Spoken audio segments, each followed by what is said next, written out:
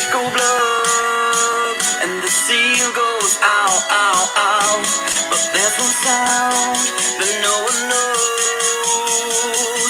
What does the frog say? All right. We are back.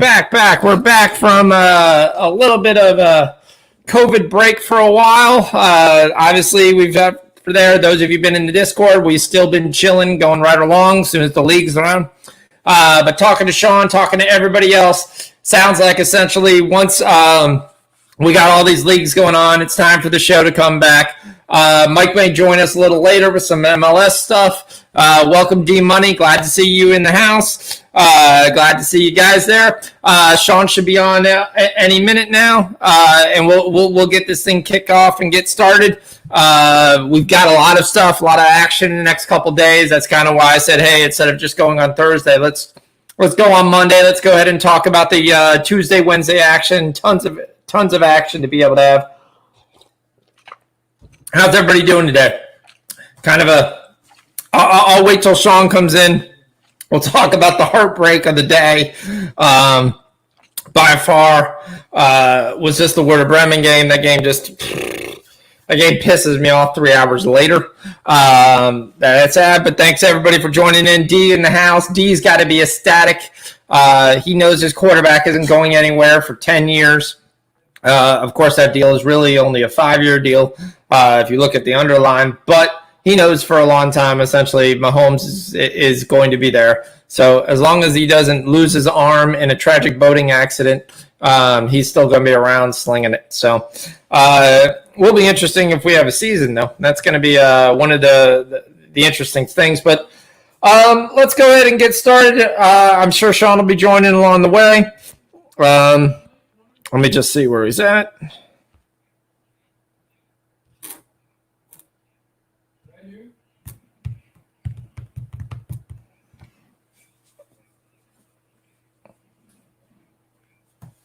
So, hey, there he is. My partner's joined me. Let's go ahead and have him all set up. Hey, what's up, Shawn? Hey, what's up? You hear me? Shawn, you're on mute. Oh, I got no sound on.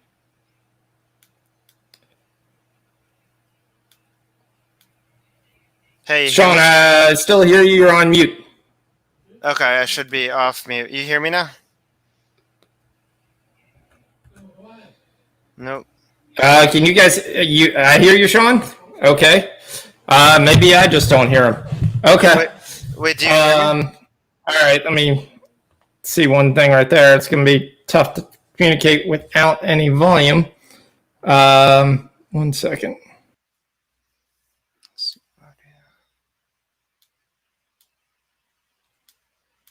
Hello?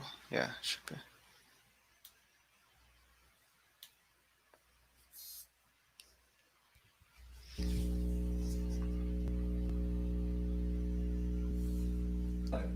All right. Shawn, can you hear me? Yeah, I could hear you. You hear me? That's crazy. I can't hear you at all.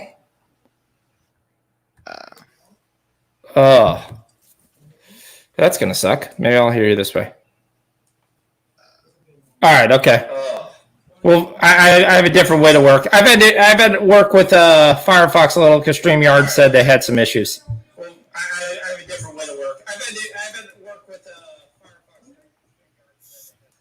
You might have to change your settings there, Shawn. Let me set up something a little bit different real quick since I can't hear him into.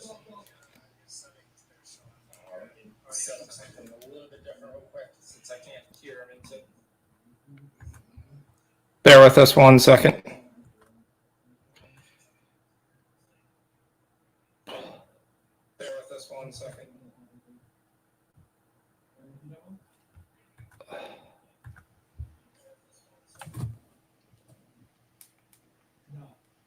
Hey, Shawn. Shawn, can you hear me? Yeah, I can hear you.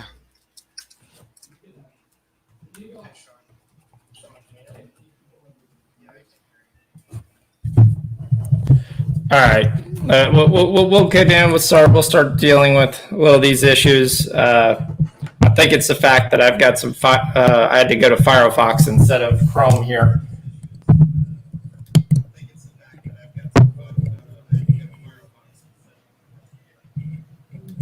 All right. All right, Shawn. We can start off talking about the worst part of the day. Werder Bremen. Let's just let them play till they score. Yeah, it's such a stupid penalty. I mean, it shouldn't have even been called. I mean, it was already 97 minutes. I don't understand why the ref would even do that, but that was absolutely horrible.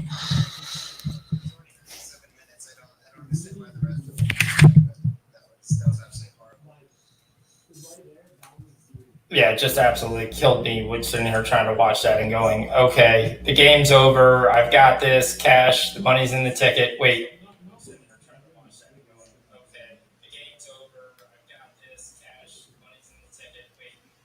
Let's just let this guy hit the ball there. Let's jump over the other guy to go ahead and get him. And I was like, what are you doing?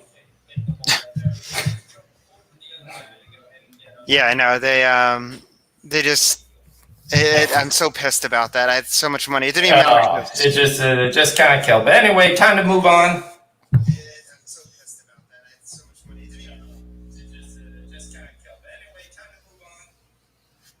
All right, let's take a look. Let's go to the first leagues. We'll go to the big league first. The major game that we're going to have in the Premier League of Watford versus Norwich City.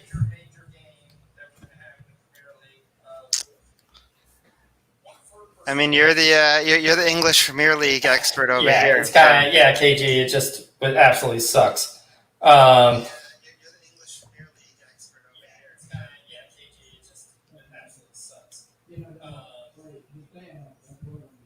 Yeah, let me try someone else, guys. Let me pop right on. Shawn, pop right on. I'm going to get off Firefox here. This sucks.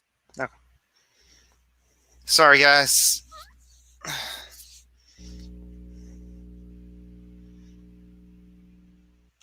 Don't use Firefox, only Chrome. It's the way to go.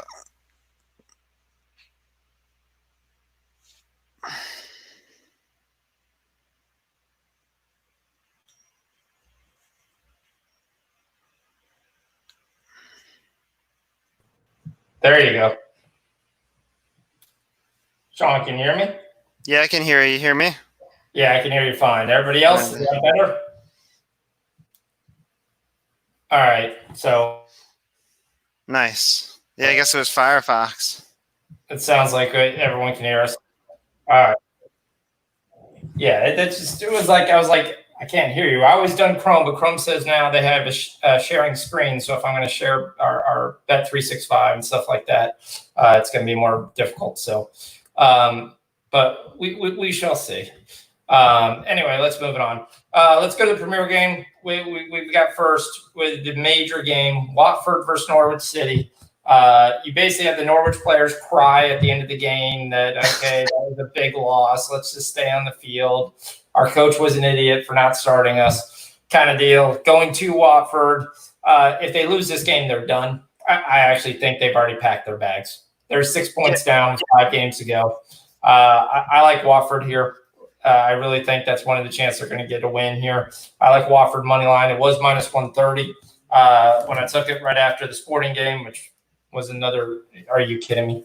But yeah, I like Watford money line here. That's really the only place I could sit here and go. That I actually could see goals this game because I don't think either of these teams play any defense.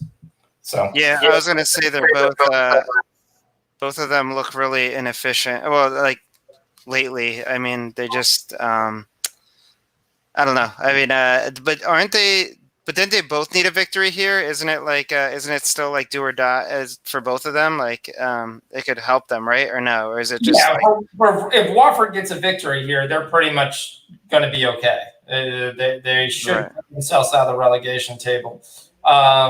So if we're looking at it, Watford basically has 28 points. They're in 17th place. That's 1 point more than Aston Villa and Bournemouth. So I think they're going to come in here knowing they could get this victory. They're going to go in there and take care of business, and that'll put them several points ahead. And I mean, Villa sucks and Bournemouth sucks. We know that, but yeah. So I think that's just the way to go. Any other looks on this game? I mean, I really wouldn't play around with the totals that much, but like I said, I do think we see goals. These two teams generally do come to bind, so maybe over 2.5 and a parlay to start off, something like that, or just take it straight. I think taking Watford straight is probably the best because they're at home, right? And Norwich is away. They struggle away anyway. So like you said, I think it's Watford or nothing basically on this. I think it's there. I mean, I actually do like both teams to score. It's not bad at -106 if you don't want to take the over 2.5. Because I don't see Watford winning 3-0, so you're not going to win that way. If you're taking that 2.5, you're looking for a 2-1 game or a 3-2 game or something like that. I don't have an issue if you just want to take the both teams to score instead of the over 2.5. That's a good look as well. Going to the next game, Chelsea. Chelsea's on fire. They play Crystal Palace, who couldn't score. I could say something very rude, but I basically just say I couldn't score in a whorehouse. But Crystal Palace just has no chance. They're literally putting up zero offense, no chance there. I like Chelsea -1 here. I think it'll be 1.25 by the time you get up in the morning.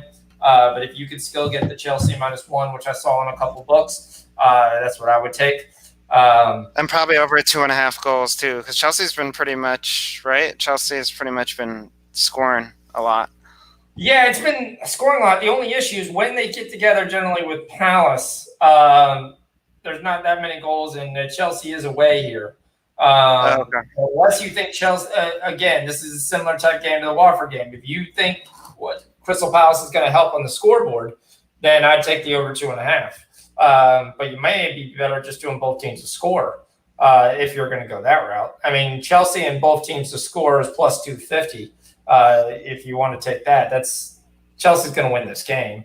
If both teams to score by itself is +100, but it's -134 for no. So the books don't think Crystal Palace is going to score, and neither do I. So I could see Chelsea winning this game 2-0.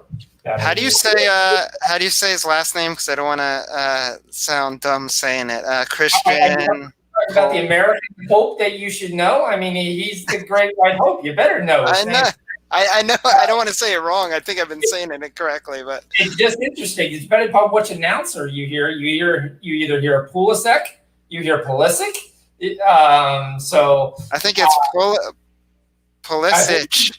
Like Pulisic, is that how his dad said it? Pulisic, yeah, that's the correct way to say it. So, for him to score goals +160, that might not be a bad look either. As long as he's actually in the starting lineup. Oh yeah. He's been a huge factor in most of their games. Kovacic is already out. Nicola Conte is a big deal for Chelsea, especially if he can't go. So that would be very interesting. He's questionable because he's the one that holds their back line there. And then let's go into my favorite. I love this play. We got Arsenal-Leicester. We had last week everybody saying Wolves. Sorry, Arsenal still had more talent, proved they had more talent, pretty much went ahead and beat up on Wolves wasn't much of a chance in that game. I like Arsenal versus Leicester. Arsenal's at home. Leicester, yes, I know they've been insufficient except for KG giving us that win on Saturday. I apologize again. But I didn't have any faith essentially in who they played. They played Palace, didn't they? Yeah.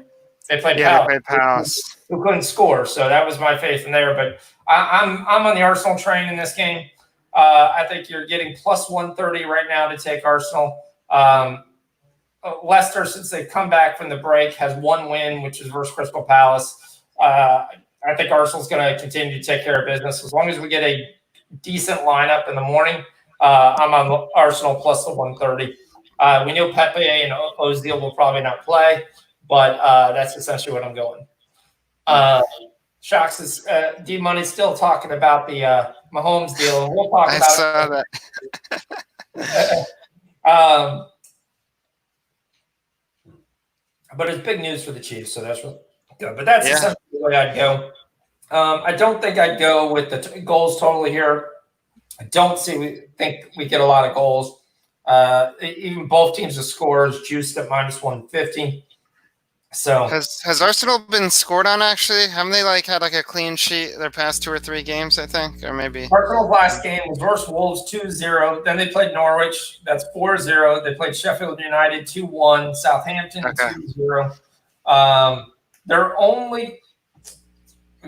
loss was to Brighton in that last second at the end of the game where Mabe comes around and hits the one shot right at the end of the game to basically then take them to a 2-1, which everyone thought that was. Was that an overtime again, where the ref just let it go for 10 minutes and then let the other team just score a goal? It was an extra time, but I can't remember how far in extra time. I mean, here's one thing you always got to know with refs.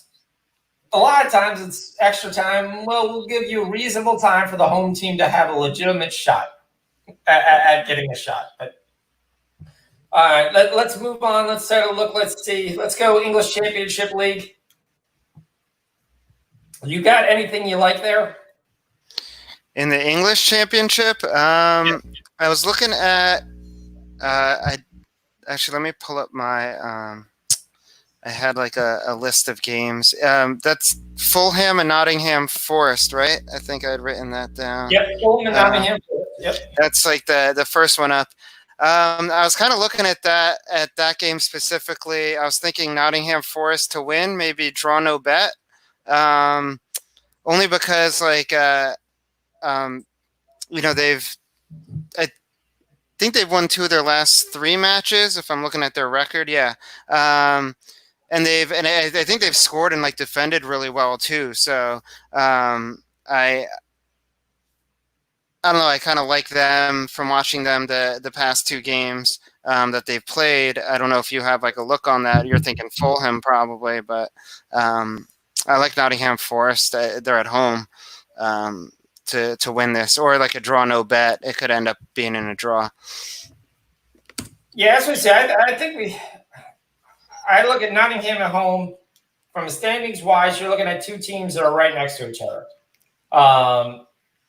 So I see as Fulham as the better team, but since you're playing essentially in Nottingham, again, obviously you don't have a crowd. You have to take that into account. But Fulham's been able to handle them generally away at home. I actually think you're getting a pretty good price on Fulham.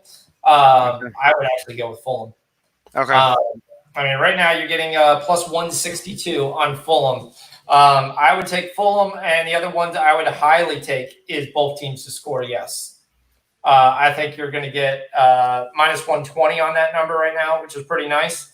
And I think each side it contributes on the score sheet. So I think that would be the way I would go with that. And then the other one was Luton and Barnsley. I was looking at the over in that one of 2.5 goals between them. All right, so if you're looking at the over on that, what number are you getting on that? Or over 3 is what I'm getting, actually. Sorry. Okay. Yeah, I'm getting over 3. Because I just expect them both to kind of go off and shoot. Because I think don't they both have to? I'm kind of unfamiliar with the English championships, but I think they're both looking for a win, or they have to win in this one, or because they're stuck in the bottom of the league, right? So isn't a win would be big for these guys to kind of to get out. When do you not? Is there some sort of I guess tournament or something that you have to qualify to get out? I guess in the English championship. I mean, English championship, I mean, you're still going to have where you're going to spend your time essentially in the championship playoffs is what you're talking about. That's 3 through 6. Luton has no chance to get there. Luton Luton is really on that relegation, League One. Just the last 3 teams. Now, Luton is dead last with 40 points here. I'll show everybody.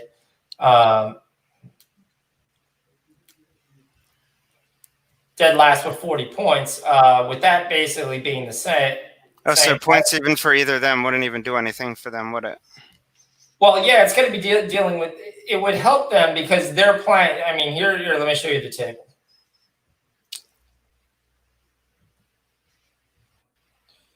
So if you look at the table, basically Luton's got 40 points. Barnsley's got 41 points. They need to get above Hull at 45. The issue essentially is you're running out of games there. So, I mean, this is a must-win game for either team to have any chance of actually staying in the table. That's why I thought they'd probably put up some goals here trying to Luton's been really good since coming back from the break. You're basically with 5 games left. They're going to get to play Hull. So, I mean, being 4 points off, they could pick up a win and Hull can lose, which is definitely possible.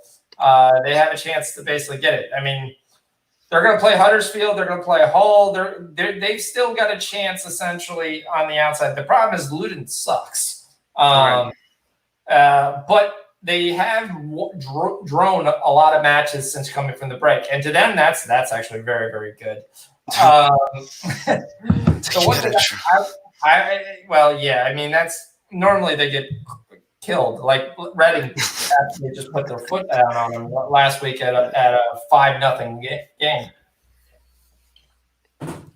Yeah, I mean, I was kind of looking at it as they're both trying to play for the full 3 points.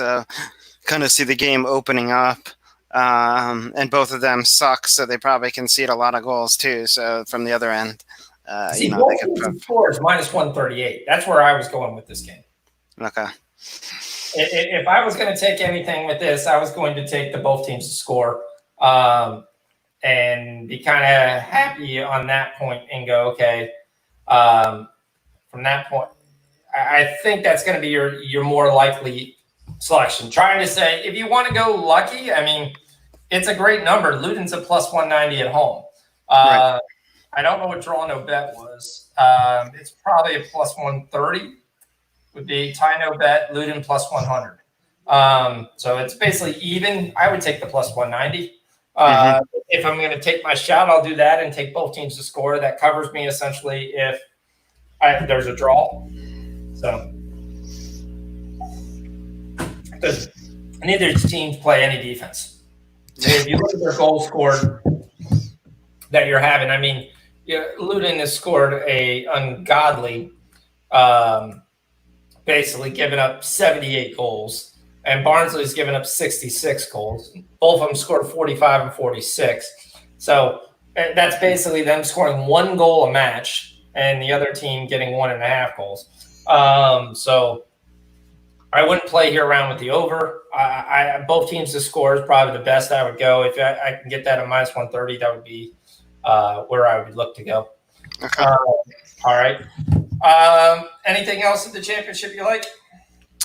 No, I mean, like I haven't.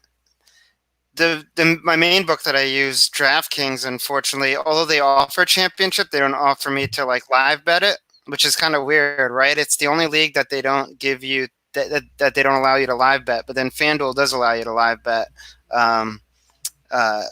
English championship. So I kind of found that odd, but so I haven't really played too much English championship.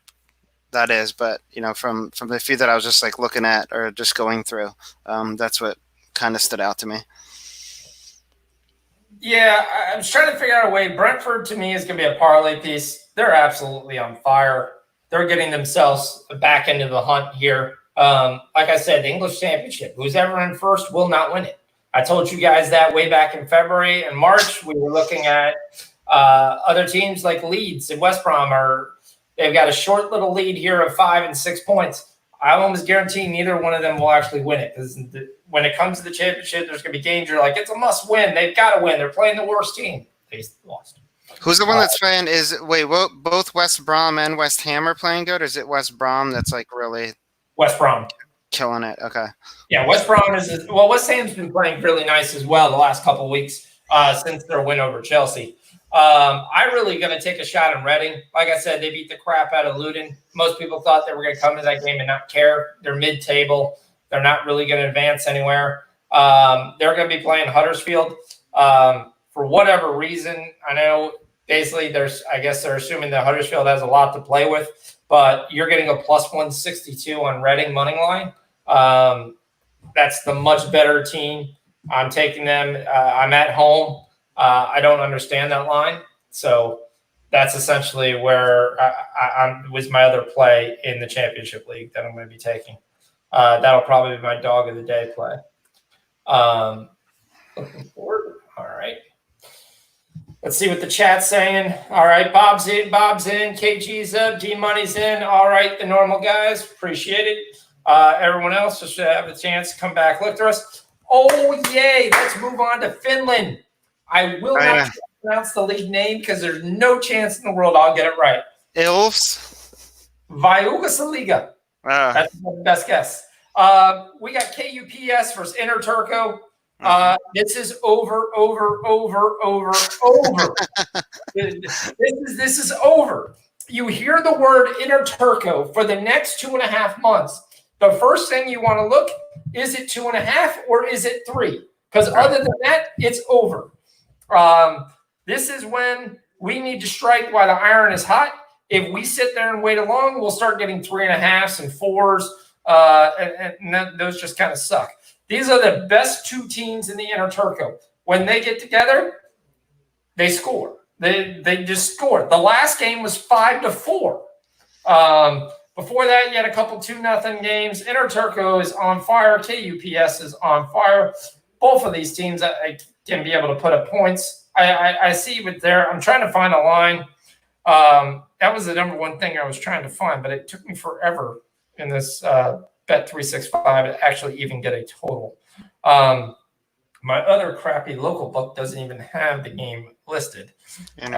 Really I don't think actually DraftKings has it listed. I was actually looking at the Finnish league before this because there's another play that I like, but I didn't see that game on there. So maybe they're just not up yet. You'll see FC Inter and Cups Cool PPL is sometimes what it's listed as.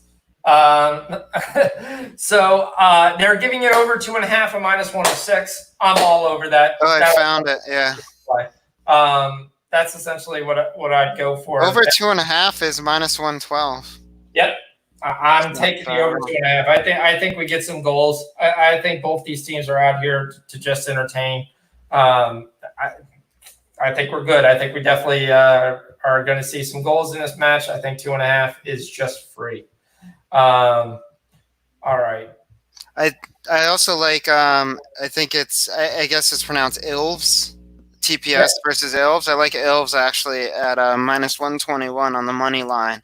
I think these teams have played each other before when I was looking at their history. But Ilves has had the head-to-head matchup pretty much have dominated.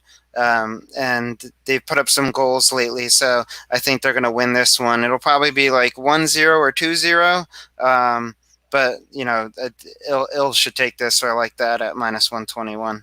Yeah, I definitely like Ilves right there at -120. That would definitely be a look that I would take. I think we're good there. No, Bob, we have not got the Slovenia game so far. We had a little bit of a mishap due to Mozilla Firefox. We've done Premier League. We've done the Championship League. We've done the Vikas-Liga. If you're not knowing, we're kind of going through my Soccer 24 favorite leagues. That's if anyone's trying to figure out what order we're going through. Serie A, Lazio -2. Let's go Lazio versus Lecce. Lazio's all about if Immobile is starting, right? Like he's like the core of that striking on that team, right? Or their offense, I guess. Correct. But those were the reason they didn't play last week was not because they were injured. It was because of too many yellow cards. Okay. So there was 2 guys already playing, which was my argument with the chef. When he posted Lazio, I said, I'm taking AC Milan money line. And he said, "You're nuts." And I went, "I'm taking the plus 230 and not thinking back. You're on your fourth forward. And unless Sako Milinkovic basically scores, you're not going to happen." Now, the game was closer than what I thought, but AC Milan took care of business 3-0, so it was kind of nice. Lecce sucks. Lecce is giving up. They are right now going 1-2-3 Cancun. That is the thing. They're sitting at 18th place with 25 points. They've given up a whopping 70 goals. That's why I sit there and I see the -2. I'm not worried at the -2. I'm going to take the -2. I think Lazio's basically they so pissed that they were close to Juventus, and now that loss to AC Milan basically ended it. Their chase. But I think they're going to play hard. They know they've got Inter and Atalanta right on their backside. They're secure of a first four place, but I think they take care of business. I like Lazio -2. I like the over 2.5, just in case Lecce actually scores one on this scoreboard. I think that's the way you get yourself 100% covered. But Lazio -2 and the over 2.5 for me. I was trying to look at what both teams' the score was. For those of you who like to take that. It's -150, but again, Lecce absolutely blows. So that's my worry on that. But yeah. It's actually -1.5 right now is even. The Asian handicap went down, so that's where I would go. But I think they soar over 2.5 goals. Ooh, we got the big one. AC Milan versus Juventus. BTTS. Guys in the chat were asking me about this. They were saying, what do you see? What's the deal here? Why do we see? I see a hot AC Milan team basically playing Juventus. Dybala is out. De Ligt is out. You're playing. Does AC Milan wise up and play Zlatan starting instead of Rebic? It is the big question. Since when Zlatan plays, they score. But you're getting too juicy of a number with Juventus. Juicy of your number. The only question is essentially what I just said before. Does Juventus view that having a 7-point lead,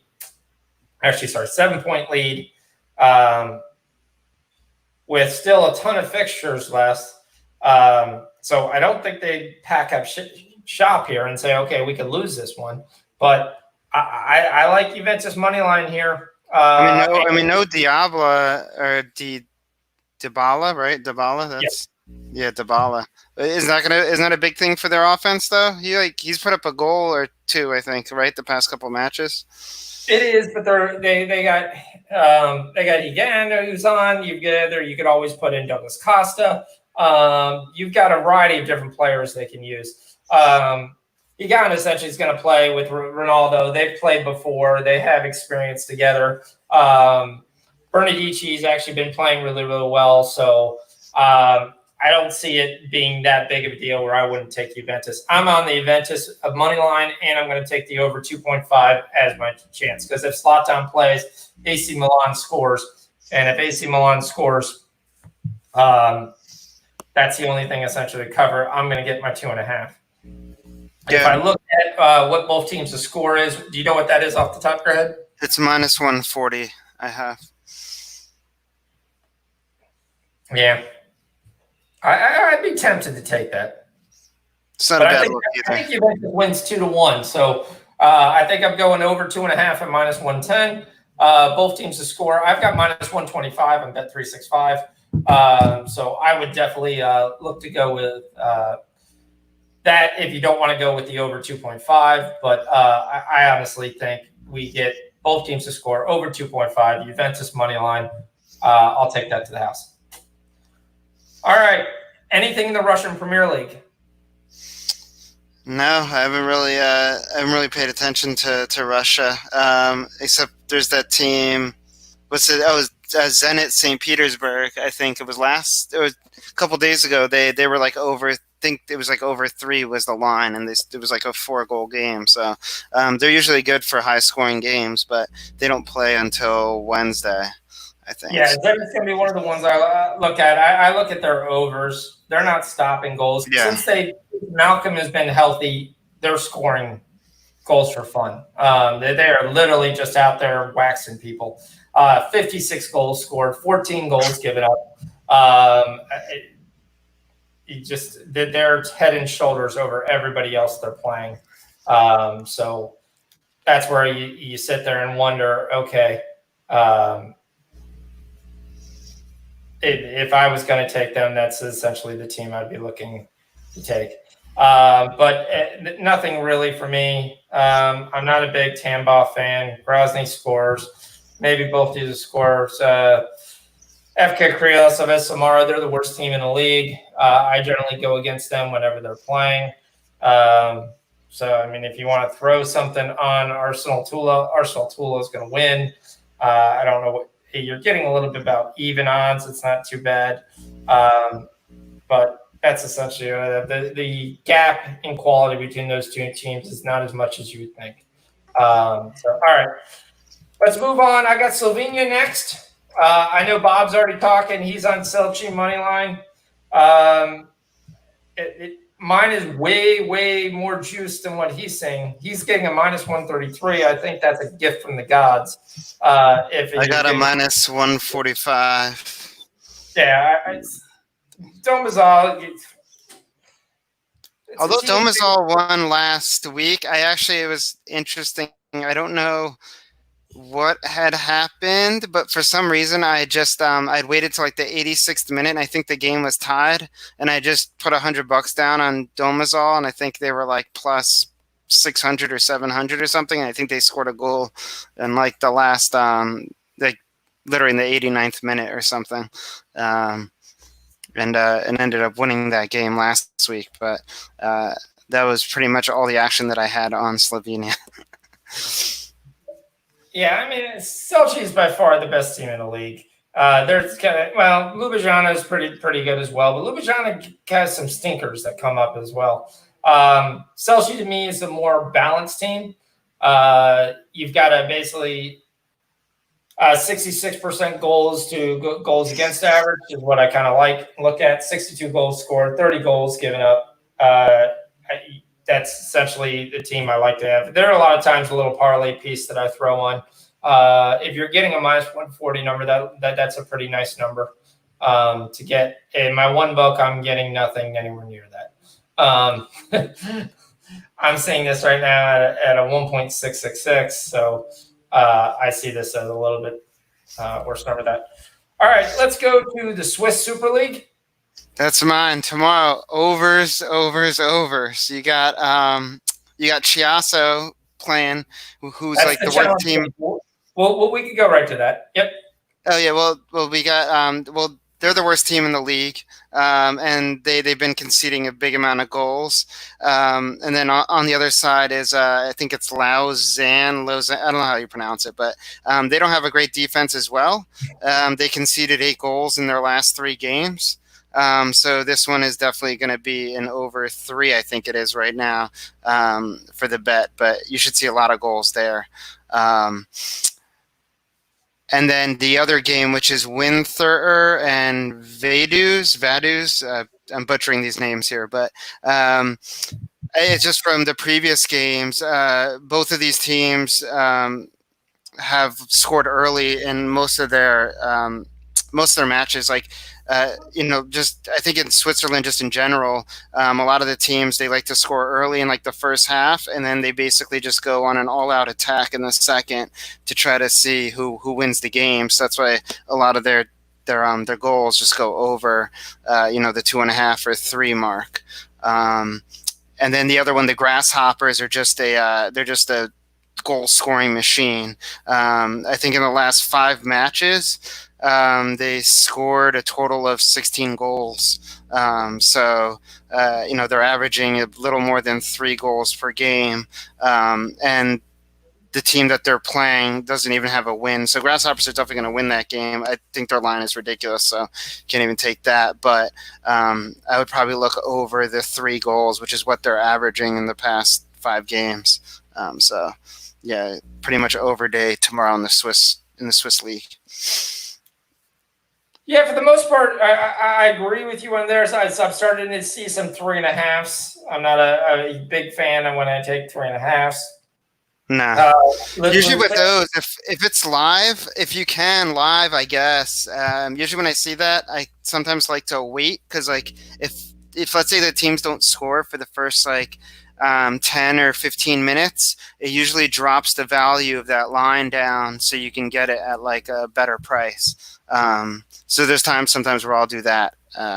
Where I'll just kind of like say that, if they score early, really early, and I'm kind of screwed, whatever, I just don't bet the game, but I'll keep an eye on it. And if I can get an opportunity where they haven't scored in the first like 10, 15 minutes and the value on the line drops, you could live bet it, then I'll bet like the over 2.5 at that point. yeah, definitely. I mean, if you get a chance to live bet the Swiss League, they score goals like crazy. Definitely something I'd look at. The other game I was looking at was actually in the Super League, which is XMS or Zurich. XMS is the worst team in the league. When I basically sit there and play Zurich, you're getting Zurich at even money. I think Zurich is going to take care of business here. I don't see an issue with them. I see them coming in. Winners of the last 3 out of their 5. They actually beat some teams I didn't think they were going to beat, including St. Gallen.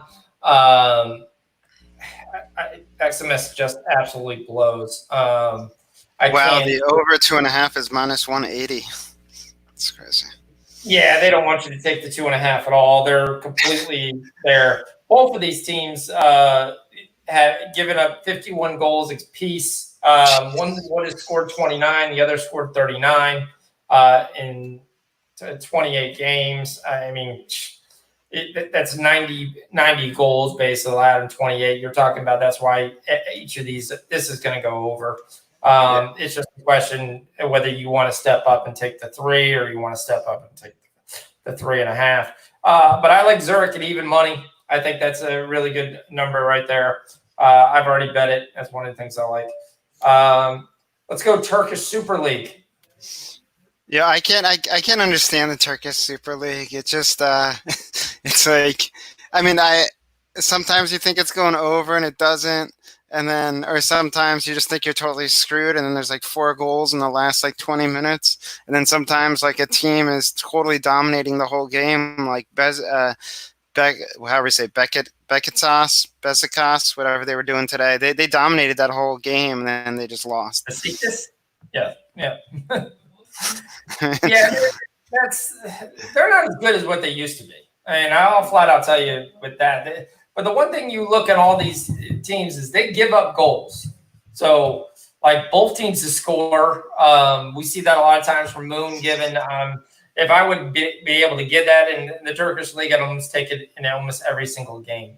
There's a couple teams basically to ignore because they couldn't score. Again, similar to my other thing of being stuck in a whorehouse. But other than that, every other team is pretty much going to be both teams to score. Fenerbahce is going to score this game. It's -163 for both teams to score. The problem is Fenerbahce always gives up goals as well. So when you look at this game, yeah, they're on the road. That's what they're. The last time these two teams played, the score was 5-2. Before that, it was 2-2. Then it was 2-1. They're giving a -150 on the over 2.5. That's essentially where I'd go. Whether you want to go with both teams to score at -163, that's up to you. You're not getting that much chances for one team basically there. Fenerbahce's a -120 to win. They're just they keep continually let me down. That's the problem with Fenerbahce. I'd be more happier go with the goals market than look at any of the things on this thing. Oh yeah, Bob is right. Moonbo is the Turkish league guy. We actually have Bailey in the chat. He made some points, I guess, with some teams. I don't know if you saw that. Yeah, I mean, I don't know anything about the Spanish Segunda. Mirandi's and Elche is one of the teams there. I mean, I've looked at a couple things in the Spanish Second League, but I definitely could see that, but I'd have to do more study on that. Santander, yeah, Racing Santander is done. They're kind of another team that's probably going 1, 2, 3 Cancun. Definitely kind of think that. Cadiz, I'm not too familiar with Cadiz. It's very odd when I get a team name that I've never heard of. But I've seen that. I'm just trying to remember what league they're in. Isn't it card? Am I thinking of English Premier League or English Championship card? No, it's one of the Spanish leagues. But I don't remember. The Liga 2. Okay. Yeah. So they're the top team. Huesca is the other team that I kind of look. I look at a lot of times when I look at these lower leagues. I looked at who was in the top league the year before, and then I start to look at the transfer window and start to look at recent games. Like when a team just starts off, like you look at the Swedish league, like everybody and their mother is still betting Hammarby. Their best scorer is playing in Japan. This is why the guys they basically brought in to replace him are younger guys that aren't approved. He's an older talent. Yeah, Hammarby sucks, man. Hammarby really sucks. He's 29, 30 years old, Djokovic, and everybody was like still betting Hammarby like they still had the same team, and he just can't. We do really well in the Norwegian league. We give a lot of things. I mean, Bodo Glimt, if you've been watching Bailey, I don't know if you're in the Discord. You're the first there seeing your show name. I'm glad to see you pop into the show. Bodo Glimt is generally almost an auto bet. They're right now one of the best teams in the Norwegian league. I love them. I love looking at them. I like looking at teams like Braun. I mean, I like my joke always. Anytime you can start or look for a good odd and those happen to be team names is actually a pretty cool league for me. But no, I follow a lot of theirs with Bodo Glimt. I'm surprised that we're still seeing Bodo -1s. I'm shocking we haven't started to see -1.5s and -2s because they are just so dominating their league. Just keep riding them. I believe they've only given up like 2 goals. I'm trying to remember what the exact numbers on there, but yeah. So I mean, yeah, if you guys want to tail those plays there, obviously Bailey sounds like he's looking at that second league a lot better. There, and I mean, Bailey, I can have 10 guys on the show. If you want to come on and talk about some leagues that I don't know, just let me know. I'll send you the link. Yeah, Norwegian League is great for bets, as he was saying. Today was a massive goal day in the Norwegian League. They just literally every game went like over 2.5. Like it was insane today in Norway. Yeah, it's kind of one of those things where you can, if you could do like you've got a book like your FanDuel, you've got their Bet365, and you could sit there and take a 1.5s like in all the leagues. Like some of the guys in SBR were like, yeah, just take 1.5s on every Serie A game and just cash it. I was like, yeah, because you're betting like a -250 juice. So yeah, you can take a 1.5 parlay. Okay, that's fine. You won 300, but yeah, it's there. Let's finish up. Let's go on to since we're already into Spain, let's go right into the Liga. Anything you're taking on the Liga? Well, I was looking at the Valencia game. I think I don't understand that. I mean, I saw somewhere Valencia draw no bet was like -120. And Valencia's struggling lately, aren't they? Though, like I think they only won like 1 game, haven't they? Or yeah, they won 1. They beat us, and it absolutely sucks. And before that, it was before the break. They've won 1 game. They've lost 5 since the restart and 1 draw. Yeah, and like I think Valladolid, I guess that's how you say the name. Again, butcher these names. I think they've only lost 1 game actually, and they've won like 6 or 7, even before the break. But I think they're just in better shape. So if you're going to take a side to win, I would say I'd go with them. But here's where I look at it. Valencia has the better talent. This is a chance we're actually going to play a better game. I wouldn't take this game straight. Okay. But I would definitely take this game as draw no bet. because I really think a draw is probably the most likely solution here. Or what about both teams to score? Or you think it won't even get to that? Like it won't. It'll be a low-scoring game probably where they won't. No, I can see both teams scoring. Well, that's not too bad. I mean, they generally can contribute to the scoreboard. If you look at the history of this team, line, you basically have and Valdez is not up every year. That's the one thing you got to look at. The last time they met was a 1-1 game. I would take Valencia draw, no bet. That would be where I would go. I think Valencia gets this done. Worst comes to worst, I think you end up with a draw and you just live to fight another day. Right. So he's looking at these Segunda games. I will switch and I'll take a look at the Segunda games. So he was on the Mirandes Elche game.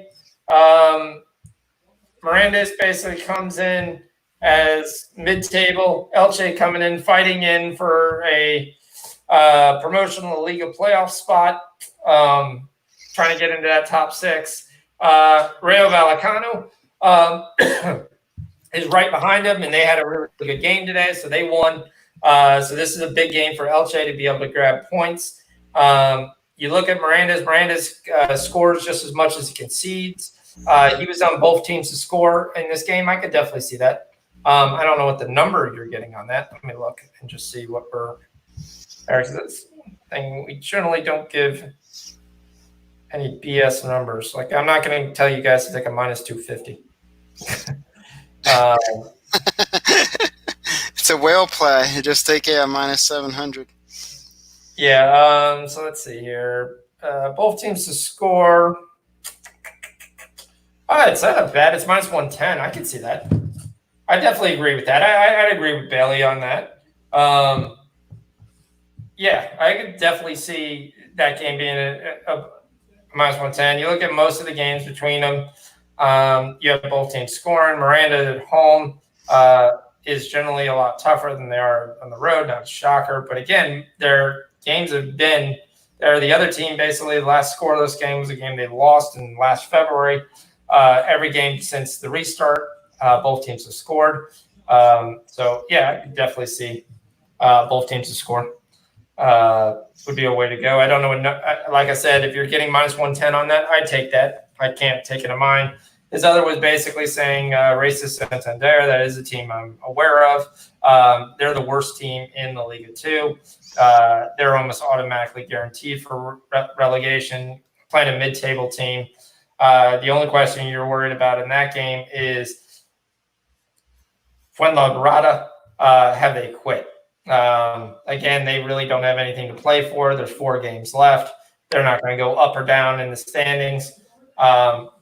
They're technically 4 points down. Maybe they get into that top 6. So, yeah, I mean, you're getting a pretty decent number on them at 1.6. So that's about, 145. I definitely would go that route. I agree with that.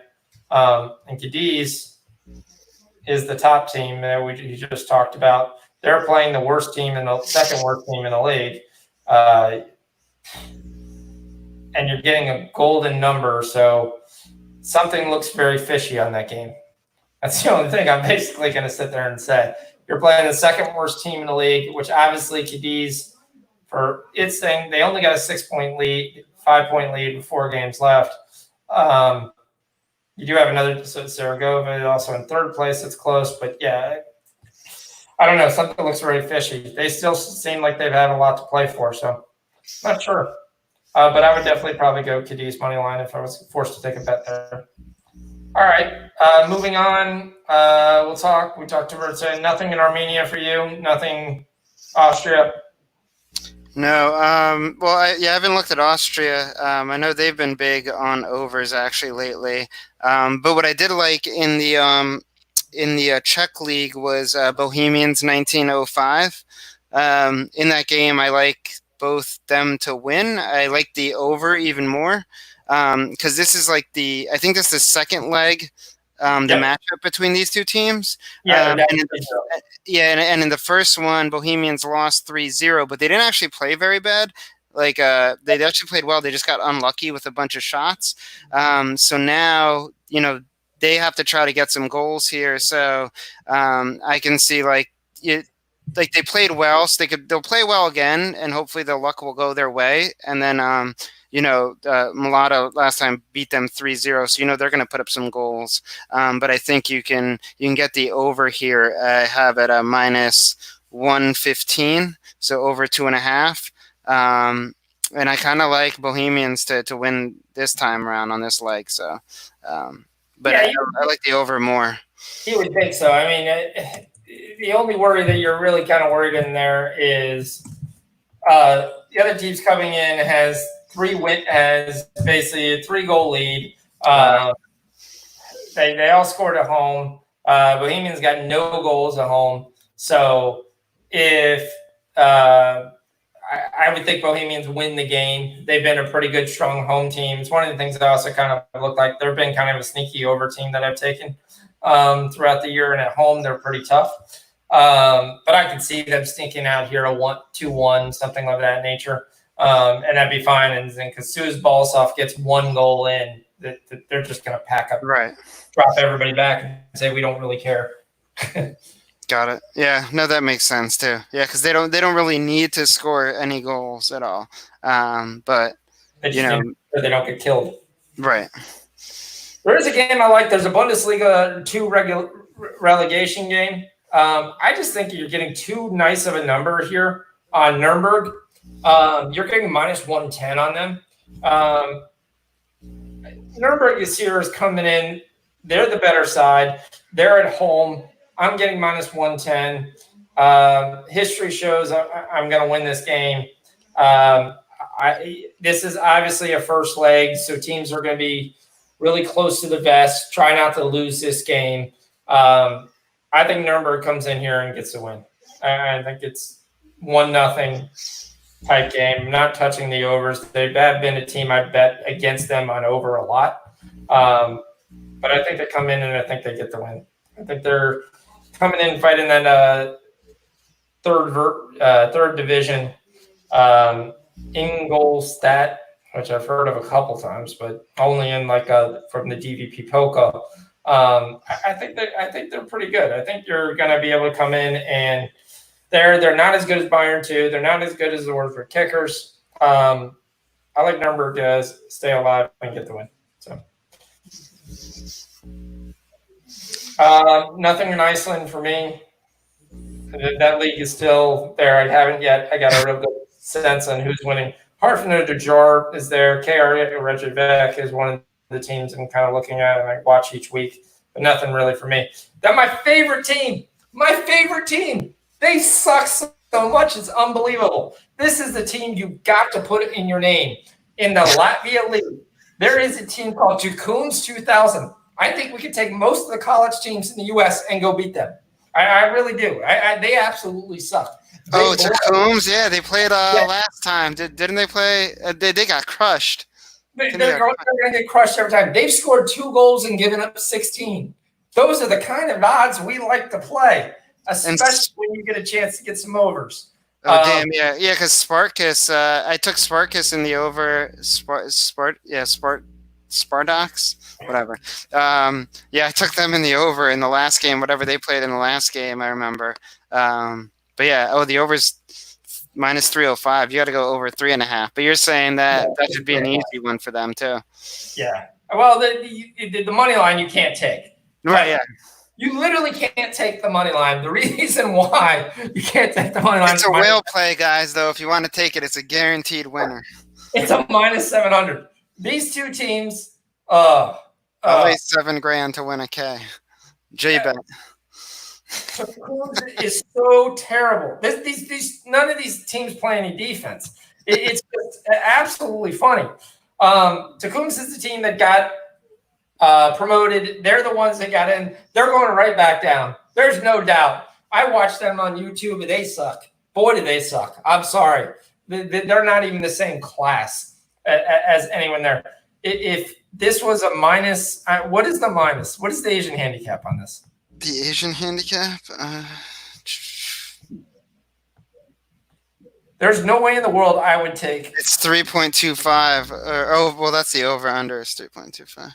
Yeah, I don't have the over under. I think it's going over at 3.25. I think we definitely see 3 goals. We could see 4. We could see 5. We could see 9. That's the last time when they played. It was 8-1. Hold up one second, because I'm going to sound really dumb here because I rarely do Asian handicaps. I do sometimes. So, question about I read it and I try to understand it. So, if it's 3.25 and you score 3 goals, you lose half your bet. Correct, right? Yes. What if it's 3.75 and you score 3 goals? You lose your entire bet? Because you're between 3.5 and 4. Okay. Makes sense. That's the part that I was trying to figure out. Okay. Yeah. So really, when you see 3.75, to me, I always just stay away. That's 3.5 that just went the wrong way. That's a really big bet. They give you you can take Spartex -1 for -163. They don't even give you a -2. They give you a -3 for +300. The Spartex is going to cover -1. That will be a play of mine. Spartex -1. We'll see how many goals they score tomorrow. It's in the morning too, so it's a great piece that you can add for your parlay piece. My book hasn't added it yet, but maybe they will closer, when it gets, because sometimes they just put the lines out, then they slowly fill it in with all the other like props and stuff as it gets closer to game time. Yeah, you get the double chance for just under -5,000. Yes, I won my basketball bet. Have you guys been watching the TBT? What is this? The basketball tournament. Yeah, the basketball tour. I literally just the other day I heard about it. I have not been following it at all, but I placed a bet on the Golden Eagles. I guess all the Marquette alum tonight, and they beat the team CP3. So it's a pretty good victory there. Yeah, I watch a little bit of it. There's Overseas Elite. Just bet them every game. Don't worry about the rest. They made the championship 2-3 years in a row. They're going to be in the championship game. I had no clue this goes on. So this is not the first year this is going on. This has been going on for a while. Yes. But so I guess just because nothing's on is why they're more, why there's more attention to it. Correct. Typically, this is in April. Okay. And then that's generally where they run, and they just run it called the basketball tournament. And so I always shocked to me why you don't see some college seniors who just graduated, who aren't good enough to play in the NBA, just turn around and join up and play on a team. But yeah, it's generally good basketball if you actually watch it. But it's amazing how well the guys can actually shoot. I'm actually impressed. It's there's a lot more efficiency than it's somewhere between it's more than college basketball. I mean, it's even more than the NBA though. These guys most of these guys are going overseas. Your ex-college players who are now playing overseas got together and formed a team who all went to the same school. Ohio State always has a team. Marquette has a team. Syracuse generally has a team. But it's funny, the team that always wins is the Overseas Elite. They're going to be in the championship game. You can just pretty much just book it. It's just a question of when. I'm actually, I was looking at that today. So I might, usually after soccer's over, it gets kind of boring because there's nothing else until unless you're betting KBO at 4 a.m. or there's nothing else between there. So I was just kind of poking around at the basketball tournament here. Yeah, on a lot of books, it's listed as other leagues. And you go to basketball, it says other leagues, and then it says the TBT. Could be worse. We could be watching the Big Three and trying to bet on that right about now. All right, I've got nothing in Lithuania. I've got nothing in Mexico. Club America is going to win if you want to take that. I don't get the Mexican Cup listed in one of my leagues. Club America is playing UNAM. Club America is going to go win. I don't even have a line for it, so I have no idea what it is. But Club America is going to win the game. Lillestrøm versus HamCam. Lillestrøm is one of the teams I like to bet. Coming from the Norway, they were sent down. They're a better team. The only issue with them is they like to play the games close to the vest. They are not a Sagnanal. They're not going to win 5-1, 4-1. They'd love to win 1-0, 2-0. I think Lillestrøm is going to win this game, probably 1-0 or 2-0, but you're looking at a minus 200. To me, it's only to be used for a parlay piece. If you want to take the under, that's probably a good chance of cashing. What about the Sweden Super Tan? I actually saw Acropolis there. I didn't get a chance to look more into it, but that game looked interesting to me. Yeah, they're playing Trelleborgs, which is one of the teams I look for as overs. They're generally consistently not a very good defensive team. So that's one of the things I kind of like to play with. Let me see what we're getting on that. Yeah, I'm trying to pull it up too. Computer's being slow.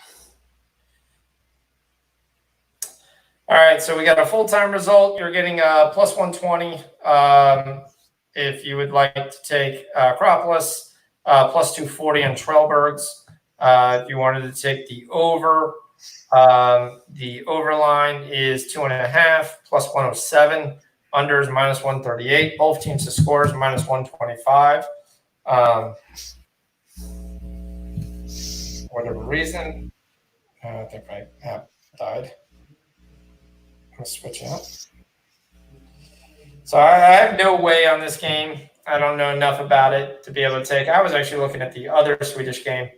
The Umea, or what is it, Umea or something? Umea? No, AFC Scandala versus Junkovic. Okay, yeah. Both teams to score.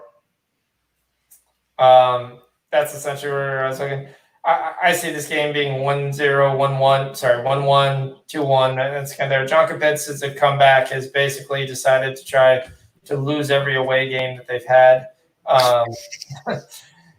You're right now getting a sweet number on AFC Scandala. So AFC Scandala, absolutely. It's amazing how a team that was promoted last year is dead last this year. I mean, they've scored 2 goals all year. They've given up 11. This is why you're getting such a sweet number. John Copings basically is coming back, and they should win this game. But to me, away from home, John Copings absolutely blows. They absolutely stink. For that reason, I'd go both teams to score at minus 125. I would take the dog play. It's plus 450 if you like the money line, but plus 150 if you like draw double chance, which is what I would do. That or draw no bet. Draw no bet's probably like plus 200. What's draw no tie? Plus 350. That's where I would go and take my chances.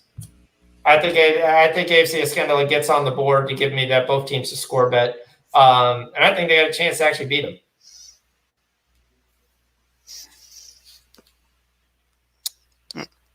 I like that bet. A lot of people lost money on the cable over when they switched the balls. It's now an under league. Ken, I assume, what are we talking about? KBO? Lost money on the cable over when they switched the balls down under. CPBL? I think lost money on the CPBL. What the world is the CPBL? The Chinese basketball league? And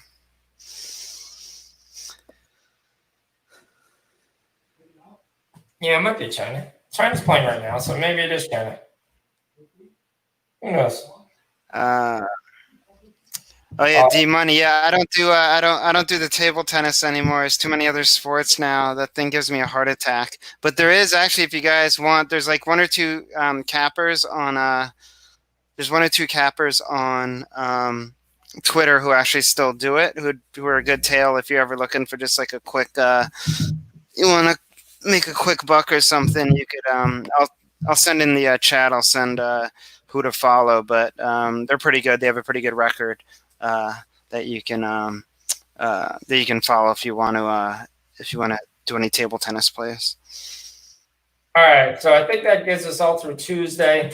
Let's move on to Wednesday, which we have a ton of games. Major League Soccer, Chicago Fire. You would like to start there. So if those of you don't know, FC Dallas basically has too many coronavirus cases, so they've been kicked out of the they've decided to not play in the MLS Cup. Good old Texas. I haven't had a chance to look yet to see what that does that mean? Does everybody just get a win, or are they putting another team to be able to put up? Yeah. Do they have like a minor league team or something where they? Well, that would be the question. You could go to the lower leagues of the USA, but that would just be you're going to get they should get slaughtered. You have Inter Miami making their long-awaited MLS debut. They do have a really cool logo, though. That's the one thing I do like about Inter Miami. So David Beckham's little tiny league is going to play Orlando City. Both of these teams blow. I'm sorry. Inter Miami is going to be playing their very first game. And surprisingly, they're the favorites. This is where I was hoping to have Mike on, because Mike was actually has a whole MLS Cup brought through. I don't have any take on these Fires. The one thing I do, I got to also take a look and see who's playing. Everyone is going to be jumping on the teams there. I know Carlos Vela's out, so he is not playing for Los Angeles. I'm not even sure if Chicharito's playing for the Galaxy. So I'd have to do a little more research. I apologize on this first. I should have done there. I'll come back and put some stuff in the Discord, but I need to see who's playing. If Orlando City still basically has the majority of their team that I think they do, but it doesn't make sense that they're so far preemptive underdog that I don't see how in the world that they're. I mean, Nani is still playing on their team. John Montoya is on their team. I think they have the better roster than Inter Miami. So I'd have to, again, as long as that same squad is the squad that I think we're playing, that's who I would go. And I don't even think it would be a challenge. I'd highly just go with the Orlando City team. But Orlando City is not a really good MLS team, so I don't know. Then you got the other new team, which is the Nashville Soccer Club. Woo! When you think soccer, you think Nashville. Well, when you think hockey, you think Nashville Predators too. So I guess it's the same thing happened. They'll grow on me.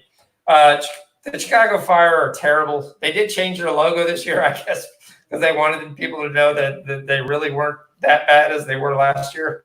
They were a 100% fade team. Whoever they played is essentially who you went against. I don't know. I'd have to look at these. I think the better games are on Thursday and Friday. If you gun to my head right now, I'll take Orlando City, but I'll come back on the Discord. What'd you have?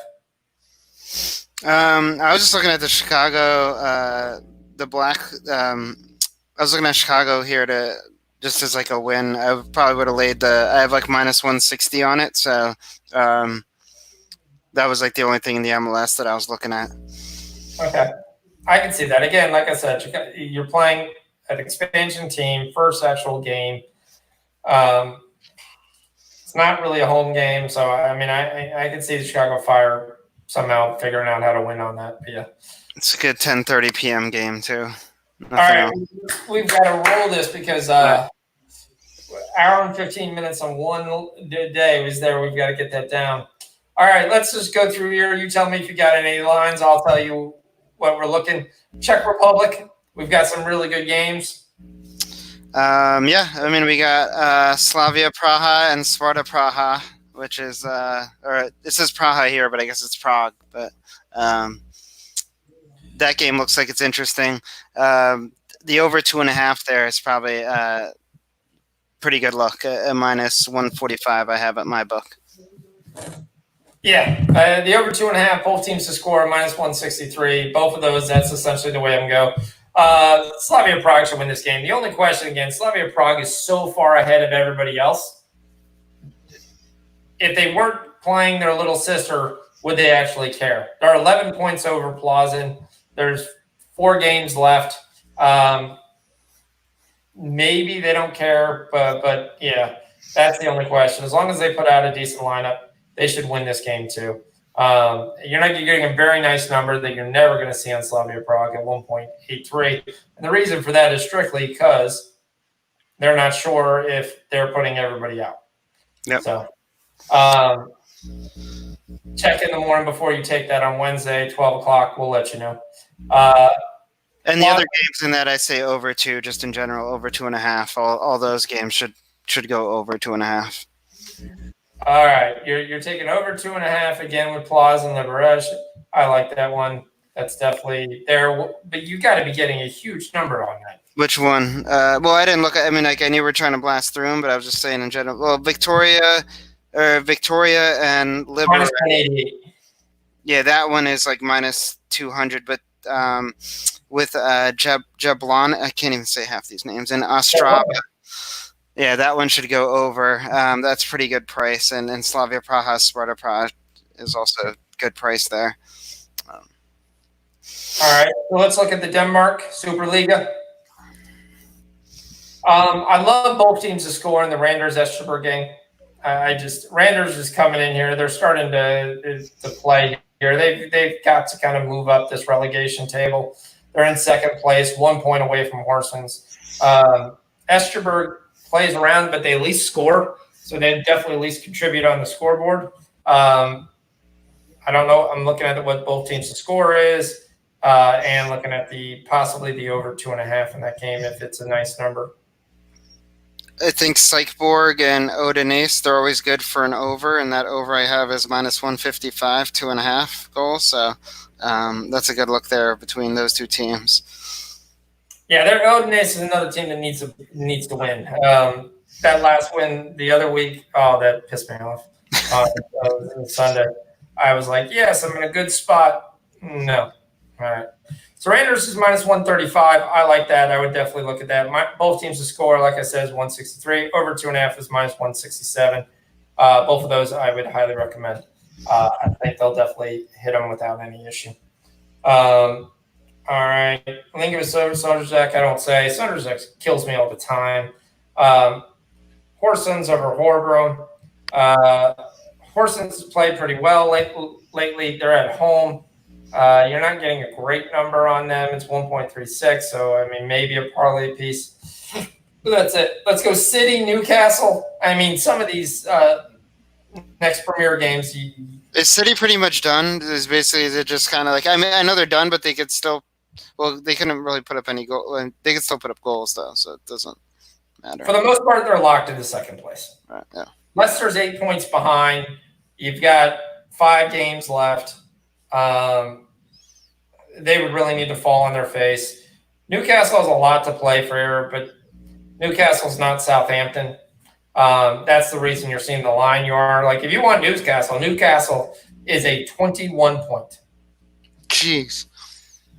So 21 there. Let me do the conversion real quick so people can see, hey, what is United Kingdom Premier League City? As somebody once said in the chat, ballers ball. So even if Man City's lock something up, soccer players still want to score goals regardless. Yeah, it's been plus 2,000.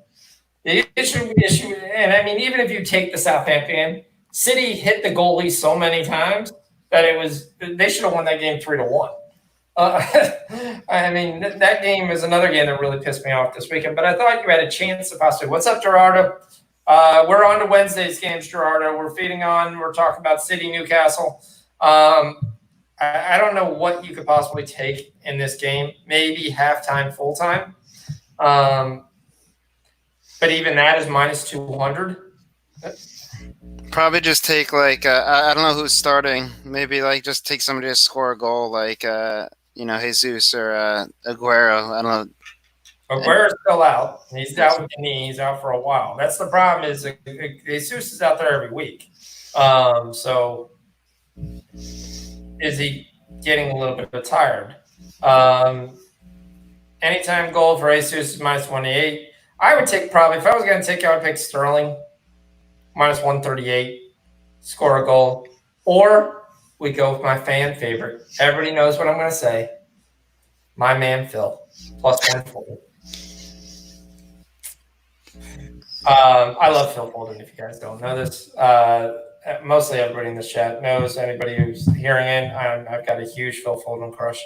Sheffield United Wolves. Oh, I think this line is juicy. I think basically Wolves losing to Arsenal is the reason you got a little better line on this. Sheffield United is that lunch pail team. Didn't they lose last time? They lost to Burnley, right? The last game? Yeah. Okay. No, they drew with Burnley, 1-1. Oh, they drew? Okay. But Sheffield United is that lunch pail team that just comes and just kind of does the little things. But there's no real goal scorer.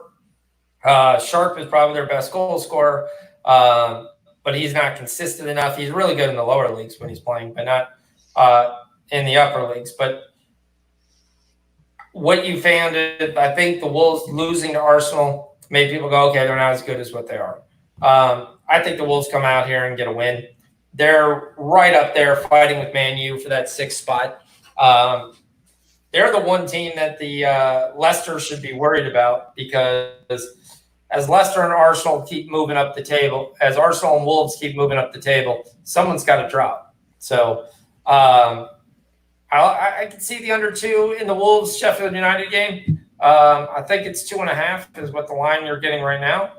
So it's kind of juice. So I could definitely see that, Bailey.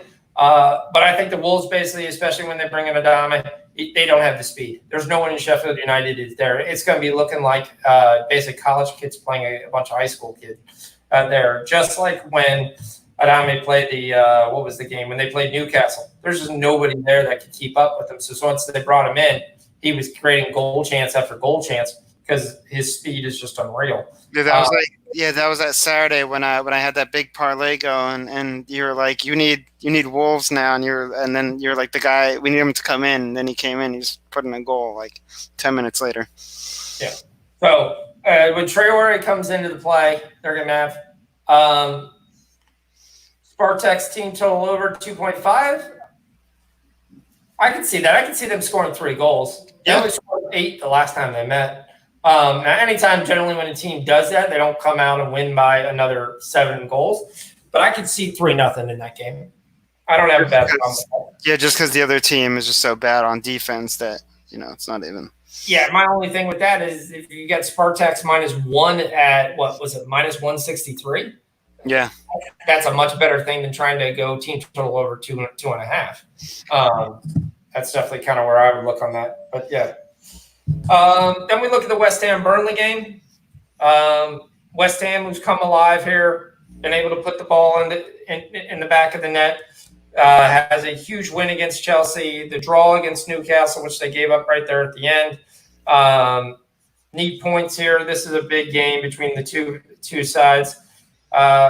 Burnley's a small thing. I mean, West Ham, any kind of points here pretty much probably gets them over the table where they're free and clear.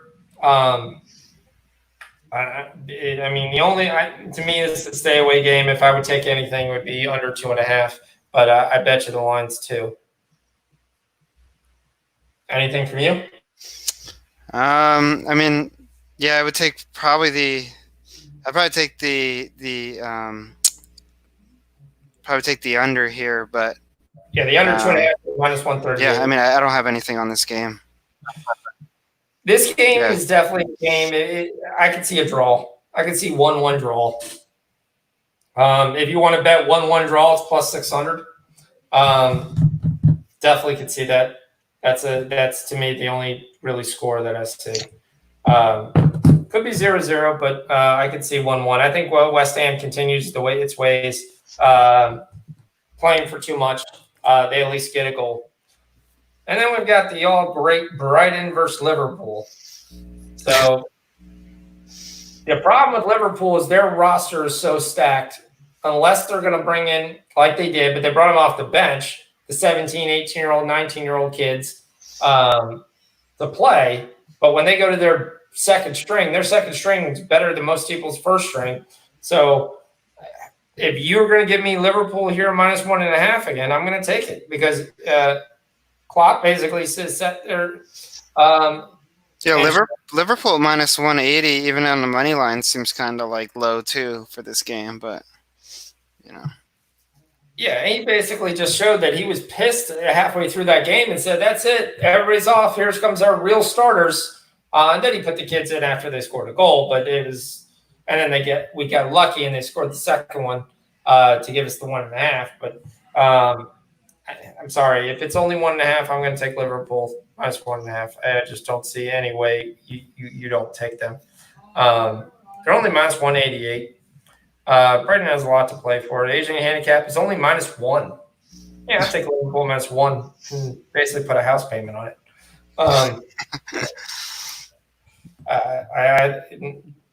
Unfortunately, it's biting me in the ass sometimes, just like Sporting today. But I think that's that pissed me off too. I'm gonna go on a rant about teams being up one man. It's happened multiple times this year, or so far this past couple of weeks. You're up one man and you still can't put in one goal. I don't understand.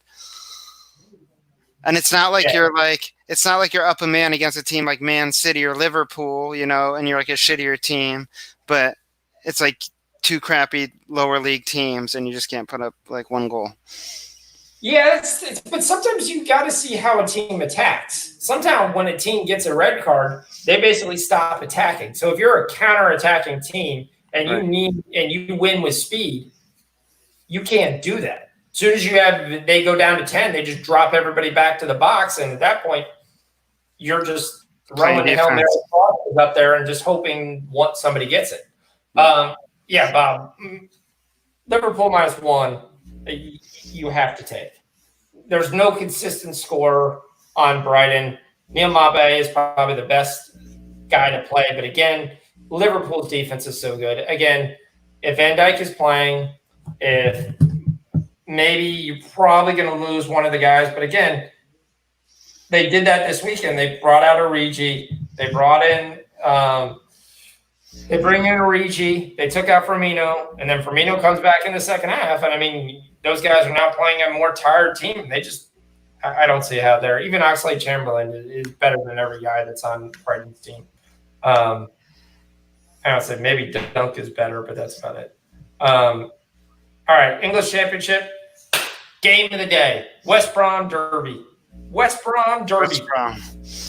West Brom Derby. You know what we say with this? We say over 2.5. Over 2.5. Guaranteed. Most books will probably give you a 3. I'm still going to take that. Probably not as high on that, but West Brom Derby. This is, once we've already talked about this is a huge mammoth game for West Brom. They need to win this. They need to continue to stay there. That's essentially where I'm going. That is the only look I have in the English Championship on Wednesday. Anything from you? No, nothing for me. I mean, I got to go through and look back on some of these teams here, but no, don't have anything on English Championship. Okay. All right. Anything on Finland? I can sleep. Finland, trying to see if anything stands out to me. But I've been actually going just to a different country. Estonia, I've been trying to kind of figure that country out. It seems like there's a lot of goals in that country, but I still haven't been able to put my finger on anything specific. Finland, no, there's no teams here that that stand out to me, at least without me jumping into them and looking at them. All right, my league I absolutely hate, the Greece Super League. Oh, that one is, yeah, that's... I got nothing there. Okay. I would take the over in Olympiakos and Aris, especially with Aris at home. Oh, yeah, Olympiakos. They've been putting up a lot of goals, though, lately, actually, I think. I've watched, I followed, their past 3 games, and they put up, a crap ton of goals. Yeah, they generally put up more at home than they do away, but Eris is another team that likes to score. So I definitely would look at the over 2.5 in that game. Eris basically towards the bottom of the league, but 45 goals, 46 given up. That's over 3 goals a game. Looking at Olympiacos 64 and 12, but again they're 20 points up, so they're not really playing any defense. That's why they're just putting up goals because they're just going full board. Let's just go because there's no reason not to. Because no one's going to catch them, so it's just keep playing. Let's just try to score, which is kind of what they're doing. Why don't okay? This league's not even showing up on my board, but that's essentially where I'd go with that. Serie A. That's actually been a good over league too, hasn't it, Serie A? Lately. Yeah, it's like what we talked about, where like SBR telling everybody to take the over 1.5 parlay. Yeah, of course. 5 teams at minus 300. Yeah, I mean to get plus 150. Yeah, I mean, you've got a bunch of big games. You got Fiorentina and Cagliari. I think Cagliari got a complete raw deal this week, playing at Atalanta. They picked up a red card in the first 7-8 minutes of the game. From that point on, it was just hold on and let's see how we can do. They only lost 1-0. Very good defensive side. I don't think Fiorentina is that good. I continue to watch this team. There's not a lot of guys that I would sit there and go, okay, there. I mean, Ribery is the one guy I look for to see if he's playing with them. These two sides have met together. You look at the table. Both of these guys are mid-tier. There's really no chance of going down. That's not going to be an issue. So I think, at that point, I go with the better team. And to me, the better team is Cagliari. And I'm getting a pretty nice number on Cagliari at plus 333. So I would probably look for maybe draw no bet because that's probably a decent enough number at plus 200. Yeah, plus 200. Yeah. Minus Newcastle going to rest several players for cities, so Man City minus 2.5 Asian handicap. And that's kind of what we're saying. But I can't ever take a minus 2.5. You see minus 3s, minus 4s, all those. They never come to fruition. They don't. If the team scores early, a lot of times they just say, okay, we scored. Let's just back off. We've got this game in hand. It's there. You look at the previous games there. The last time they covered 2.5, just to let you know, versus Newcastle, was 2015. They won 6-1 and 5-0. Other than that, the games are 1-1, 1-0, 3-1, 2-1, 2-1, 2-2, 2-0. Newcastle has a ton of stuff to play for. They're just watched Southampton win the game. I wouldn't take a minus 2.5, but best of luck. Okay, I mean, it might happen. The City's definitely has the firepower to do so, but I'd have to see who's actually playing for City.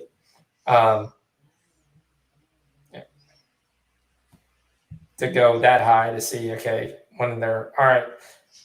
Anything else in Serie A? Atalanta, Sampdoria.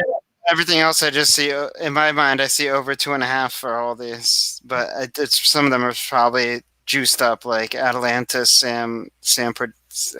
I can't say the name, but yeah, the Atalanta game is probably pretty juiced up. Roma, Parma. Why is Roma so high when they've been playing like shit? The past 3 games, I think they looked like crap. But they had a red card, I think, in the last game, so it was completely their fault. But they're playing a man down, but still. They have, but they're at home. That's essentially what you're looking at. They lost to Udinese 2-0, but before that, they won 3 games in a row. Granted, that was versus the lower levels, Lecce and Sampdoria. They generally consistently have handled Parma at home. That's the only thing I could see that you're looking at. You are getting a nice number. I'm sorry, not a nice number, a big number, minus 200 for Roma. I'd probably go over 2.5. Parma is another team that kind of pissed me off this week.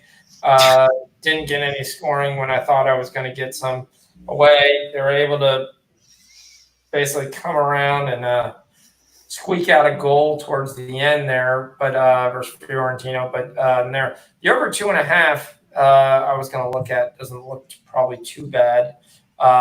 It's kind of the way I was looking at tackling this game. Over 2.5 is minus 163. I see they can score about 2-1. I think Parma definitely contributes on the scoreboard. Both teams' score is actually better at minus 143. So that's probably where I would go. Yeah, I would say the same thing too. I mean, even with well, yeah, it looks like the over 2.5 in Atlanta is high. I mean, even Atlanta -1 is pretty high for me. Yeah, Atlanta -1.5 is the only one where it gets consistently any decent there. All right. Yep. I mean, maybe it's Atlanta first half. What's that? Yeah, that wouldn't be a bad bet actually. Atlanta at home, likes to score early, likes to get things done early. What's the first half number? It's loading for me. Minus 125. Yeah, that would be my official play. Atlanta minus first half, minus 125. Yep. I think that gets it done. All right, let's go to the Fun League. Just started last week. Japan J1 League. Here's the things to understand. There are two teams named Yokohama. Two. There is a team called Kashima and a team called Kashiwa. One is the worst team in the league. The other is not. It's there. Your top teams on this team are basically the Yokohama M, you'll see at times, FC Tokyo, and Kawasaki Frontale. Those are generally the top teams that we're going to be on most of the week because those are the ones that actually have some foreign players to actually be able to play the game of soccer. We are going to fade basically most of the time Kashima, Kobe, and Shimizu. So when we get favorable lines with them, that is essentially what we're going to be looking for.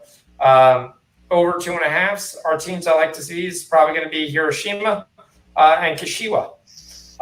So those are the teams that we're looking at. So nice. It's a morning soccer too.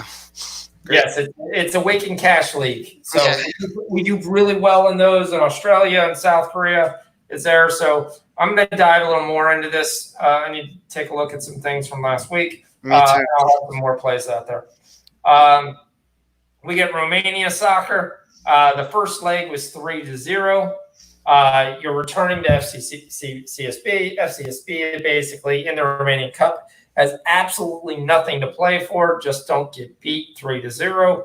I can't see Dynamo Bucharest really coming out with anything. To me, I'm going to take FCSB and we'll just go home. Russian Premier League. Portugal. I'm going Russia first. We'll go Portugal after that. Portugal. Okay. If you want to go Portugal, we go Portugal. No, we could go. We could go that first. All right, Zenit over Sochi. I'm seeing a -167. That's a really good number on Zenit. Sochi. Yeah, that's actually a really good number too. I agree. Sochi's a really good team, especially holding teams down. They are a team that likes to score. So both teams to score at -143 would be the other play. Over 2.5 is -150. Not a bad either. Yeah, I could. Yeah. I mean, again, Zenit has been on an absolute roll. When I say a roll, I mean a roll. They lost the game. Wasn't in their normal league. They lost to Salzburg 6-3. Oh, I got the -150 on the money line, so I'll take that in a second. In Europa, basically, was there. So they lost their last games were in Europa. The last league game they lost was versus Lokomotiv Moscow in 2019 on September 28th. So They're far, far ahead is the only worry that you have with this game, but Malcolm's back, and Malcolm basically keeps scoring goals. Yeah, they won the league 10 weeks ago. They're up 13 points. Oh yeah, 62-49. Locomotive is the second one. Yeah, there's 4 games left, and so yeah, they clinched the league, but they clinched the league if they rolled the ball out on the field. It's kind of like Liverpool. We got to win to clinch the league. No, they don't.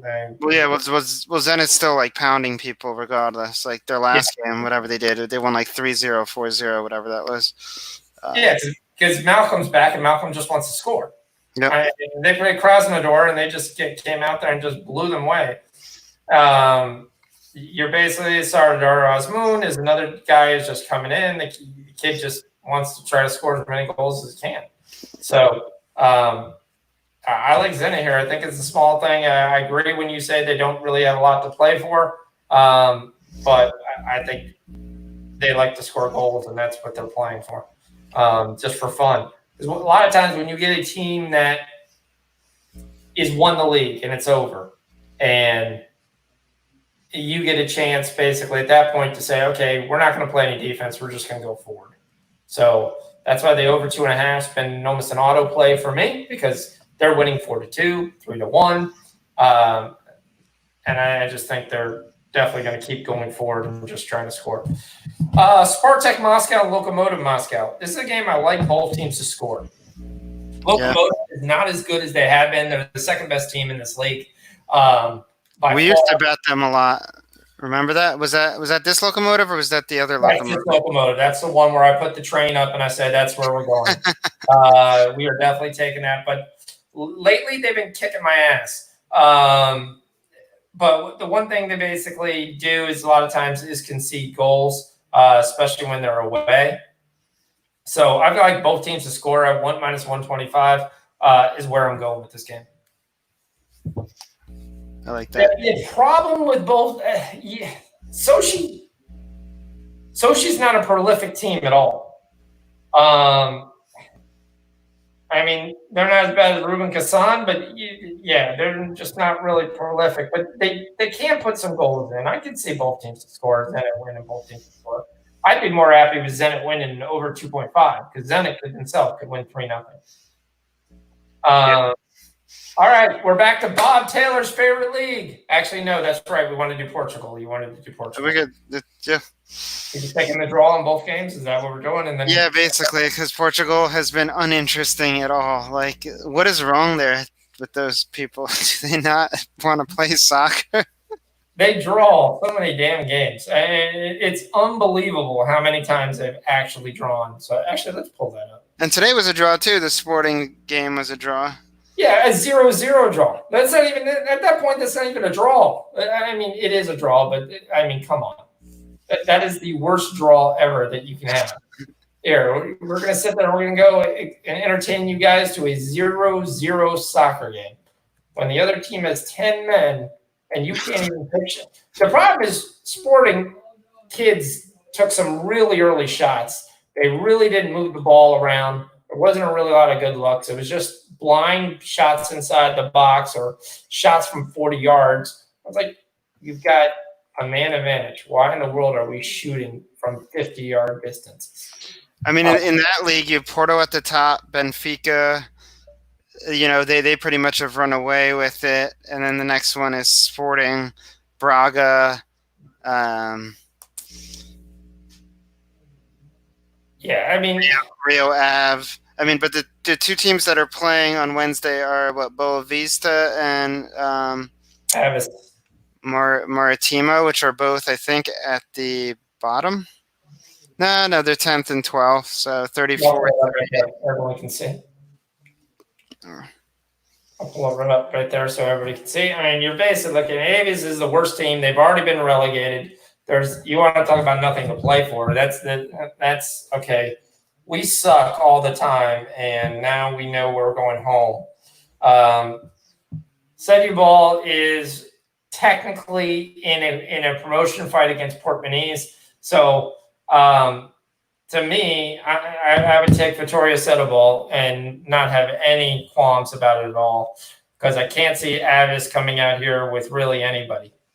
I see a basic lineup just coming out limping to the finish. I mean, you always got to question motivation. How big are the leagues actually going to be wanting to play this game? It means nothing.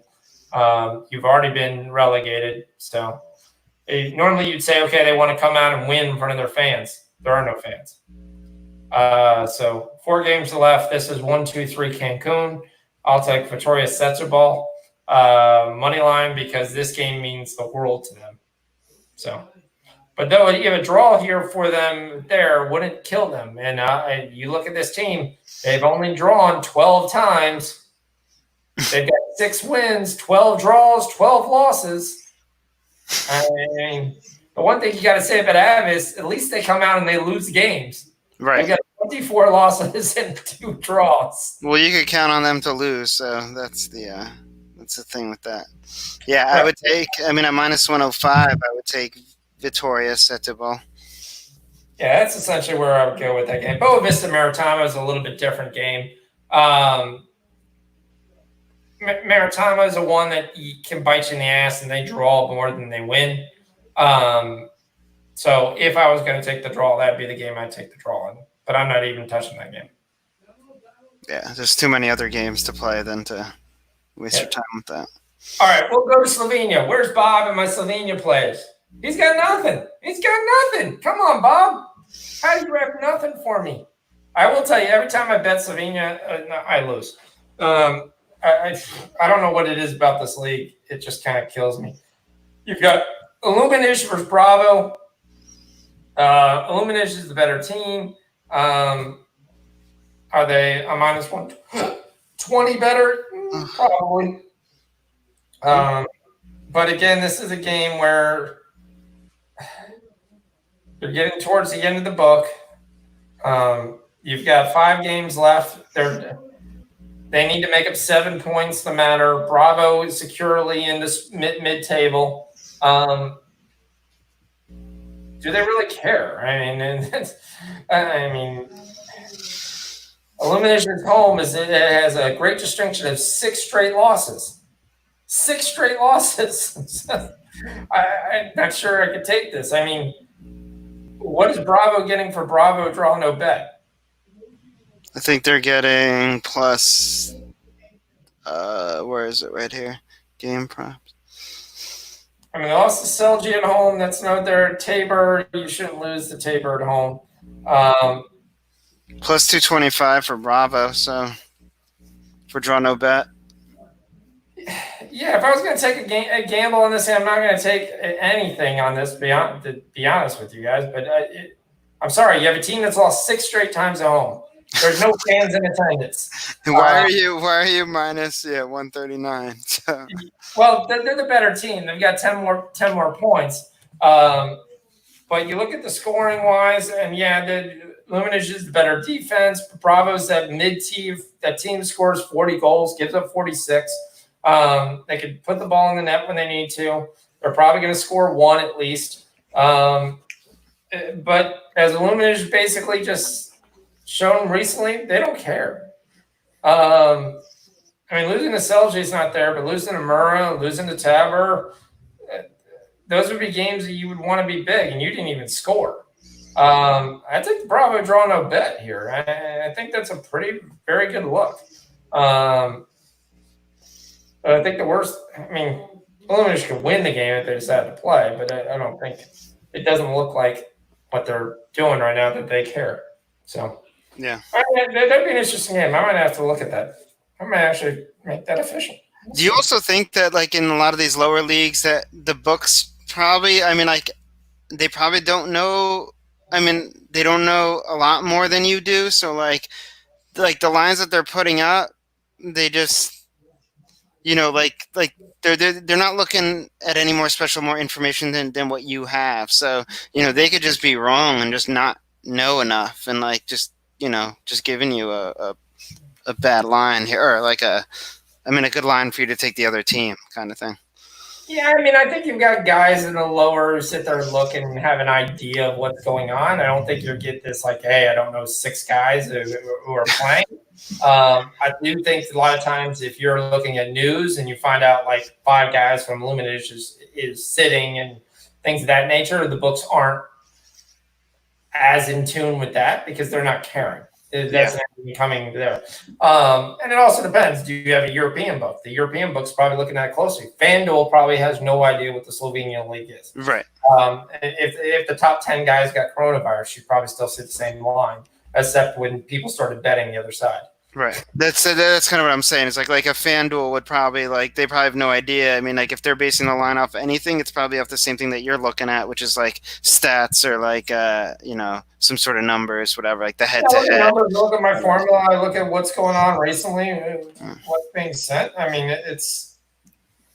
we'd want to sit there and say, okay, where's the value? And that's always the major question. All right, we can go to Spanish La Liga. Barcelona is a -2 versus Espanyol. I don't believe in Barcelona right now. I mean, like aside from their last game, which they actually kind of woke up and they started doing what Barcelona does, but up until then, they just seemed kind of flat. Like they just had no idea what the hell they were doing. Kind of worries me. Barcelona, I think, is inclined to know they're not going to win the table. I don't think Real Madrid's going to stumble. You've got 4 games left. They play the 4 worst teams. They're going to win this game. By how much? Who knows? Espanyol is terrible, but they're fighting. Oh, yeah, Espanyol is horrible. But for the most part, Espanyol needs to clear 5 points in 4 games. It's going to be very difficult for them to do. Bailey had coming in with the Segunda play in Spain, since we're looking at that. So Alcorcón in Spain, Segunda. That's the second league for those of you watching. They're playing Huesca. Ooh. You're playing the number 2 team, Huesca, and who's in a battle, and you want to take them away? Wow.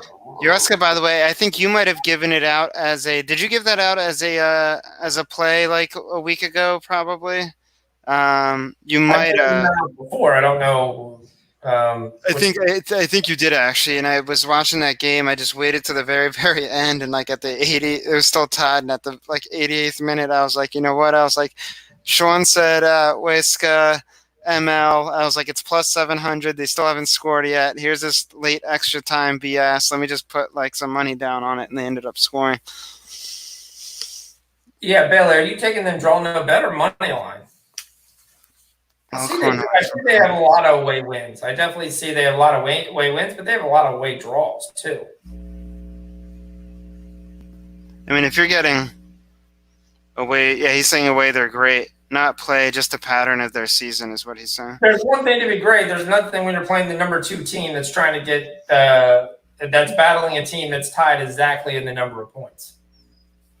So Huesca's going to come here and play. Now history shows these 2 teams play each other tight. So I definitely think there's value there. So if you're looking at a number, I'm seeing a 4 for them on a money line. That might be a good play there. Yeah, that'd be the only way I could take that, but I could see Huesca winning that game. But I think that game's going to be really, really tight. I don't see enough value. Yeah. All right, so, I mean, so here's my thing. I was going to give my Barcelona before Bailey came in. Right now, Barcelona has a chance to really put some things together. Ricky Puig is playing great. He's coming off the bench playing nice. Fadi's playing great. They've got to see if Griezmann works. They've got to see if Griezmann works. It's 100% they've got to see, does he work when Messi's not there? Or is this a guy we need to ship out, let Fadi play? We'll take our lumps. We read for a year or so. Maybe not, because Fadi looks awesome every time he comes on the field. And he's just a kid. And it's still But got Rakitic, right? Rakitic and you got Rakitic. You got half yeah. you got an all-star team from Barcelona that's out on a loan right now. So I mean, there's a lot of guys they could bring in there. Pjanic is coming in. By the way, what's up with the whole loan thing? Like, why is this going on? Like, why is it happening? Is it because of COVID? No, guys keep always saying done that. that. No, Oh, guys right. always done loan. So Right. your really, really good teams Right. basically stock their roster. So think of like Alabama and Clemson. We don't Right. want to have the best 40 guys.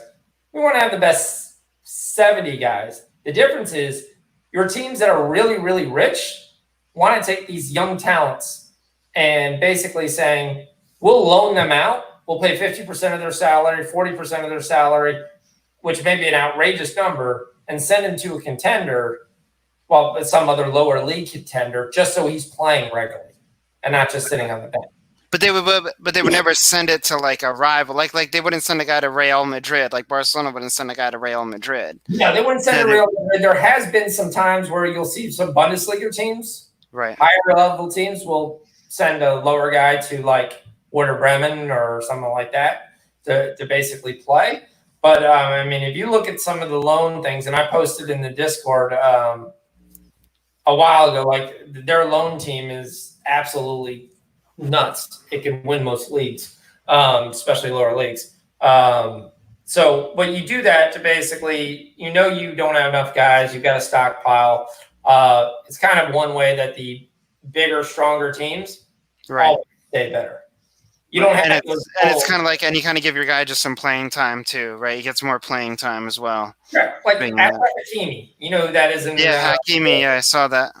Yeah, Hakimi's member of Real Madrid. Of course, he got sold permanently by Inter this year, which was a great deal. Inter should have basically let him play the last couple of games. Which the problem with the COVID thing, everybody's contract ended June 30th. So if you had a deal, like a 2-year deal, and your 2 years was up, it ended June 30th. Well, the league's still playing after June 30th, obviously. So what teams did is do a short-term loan for 2 months for these guys on their regular team so they continue and finish their season. You had some guys that refused to play. Like there's a reason you haven't seen Pedro play for Chelsea. He was one of the guys who refused to sign the loan deal. Right. He's not playing. He wants to start. He wanted to leave. He wanted to start playing for that team. And that's where FIFA had to kind of step in on a lot of these deals and say, no, this is still the 2019-2020 season. Yes, it's past June 30th. You can't just turn around and start playing right now in July. Right. But they are going to allow these guys to play Champions League. So. Yeah, good to know. Yeah, I was always confused about that. I don't know why there's like players being loaned. I'm like, why would you? It's almost like you like giving away like, like middle of season. You're like, oh, here, have Tom Brady. like. Well, I mean, so a lot of guys like Barcelona, Real Madrid will sign all these kids, 17. They'll play for their youth team. But most people don't know Barcelona has a whole second team called Barcelona 2 that plays in the Segunda. Most of the time, I think it's still there. Bailey, you can correct me on that. Like I said, I don't follow Segunda that much, which is basically all the Barcelona guys who aren't good enough to play for Barcelona are just playing in the lower league. But we're high quality guys and come up. So when they come up, they have their own farm system. That's pretty cool. Yep. Good to know. All right, let's go Switzerland. Switzerland. Challenge League. Are you taking a Roux over Cranes? That's actually pretty good. Yeah, that match is actually. I like Aru though. I like them.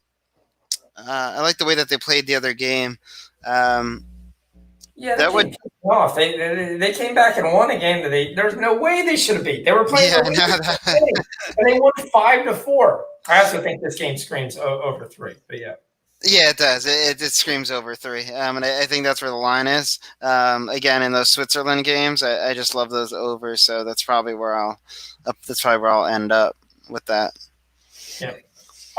We got Young Boys versus Stone. Young Boys.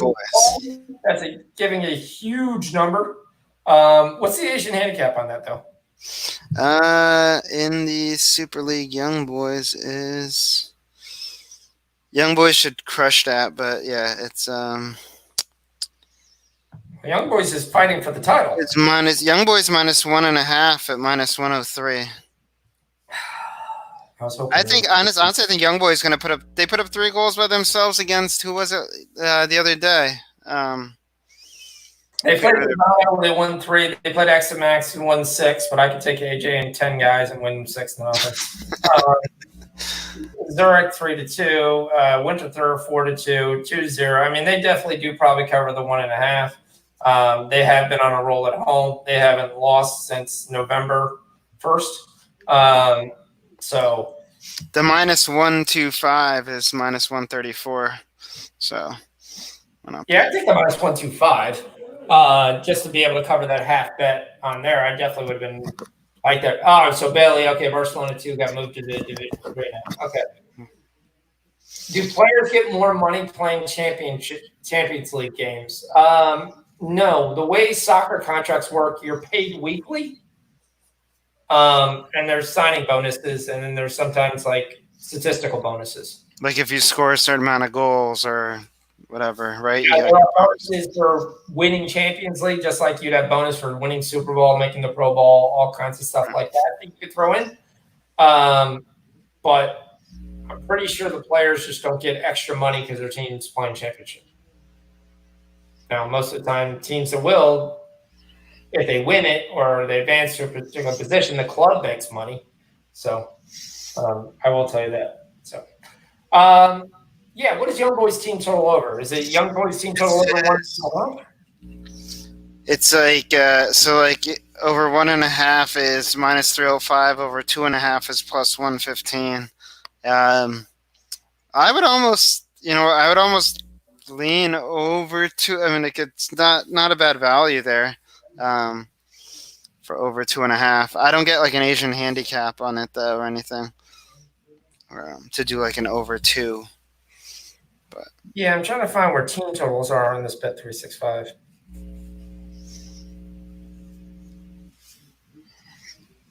That would be the one thing. I mean,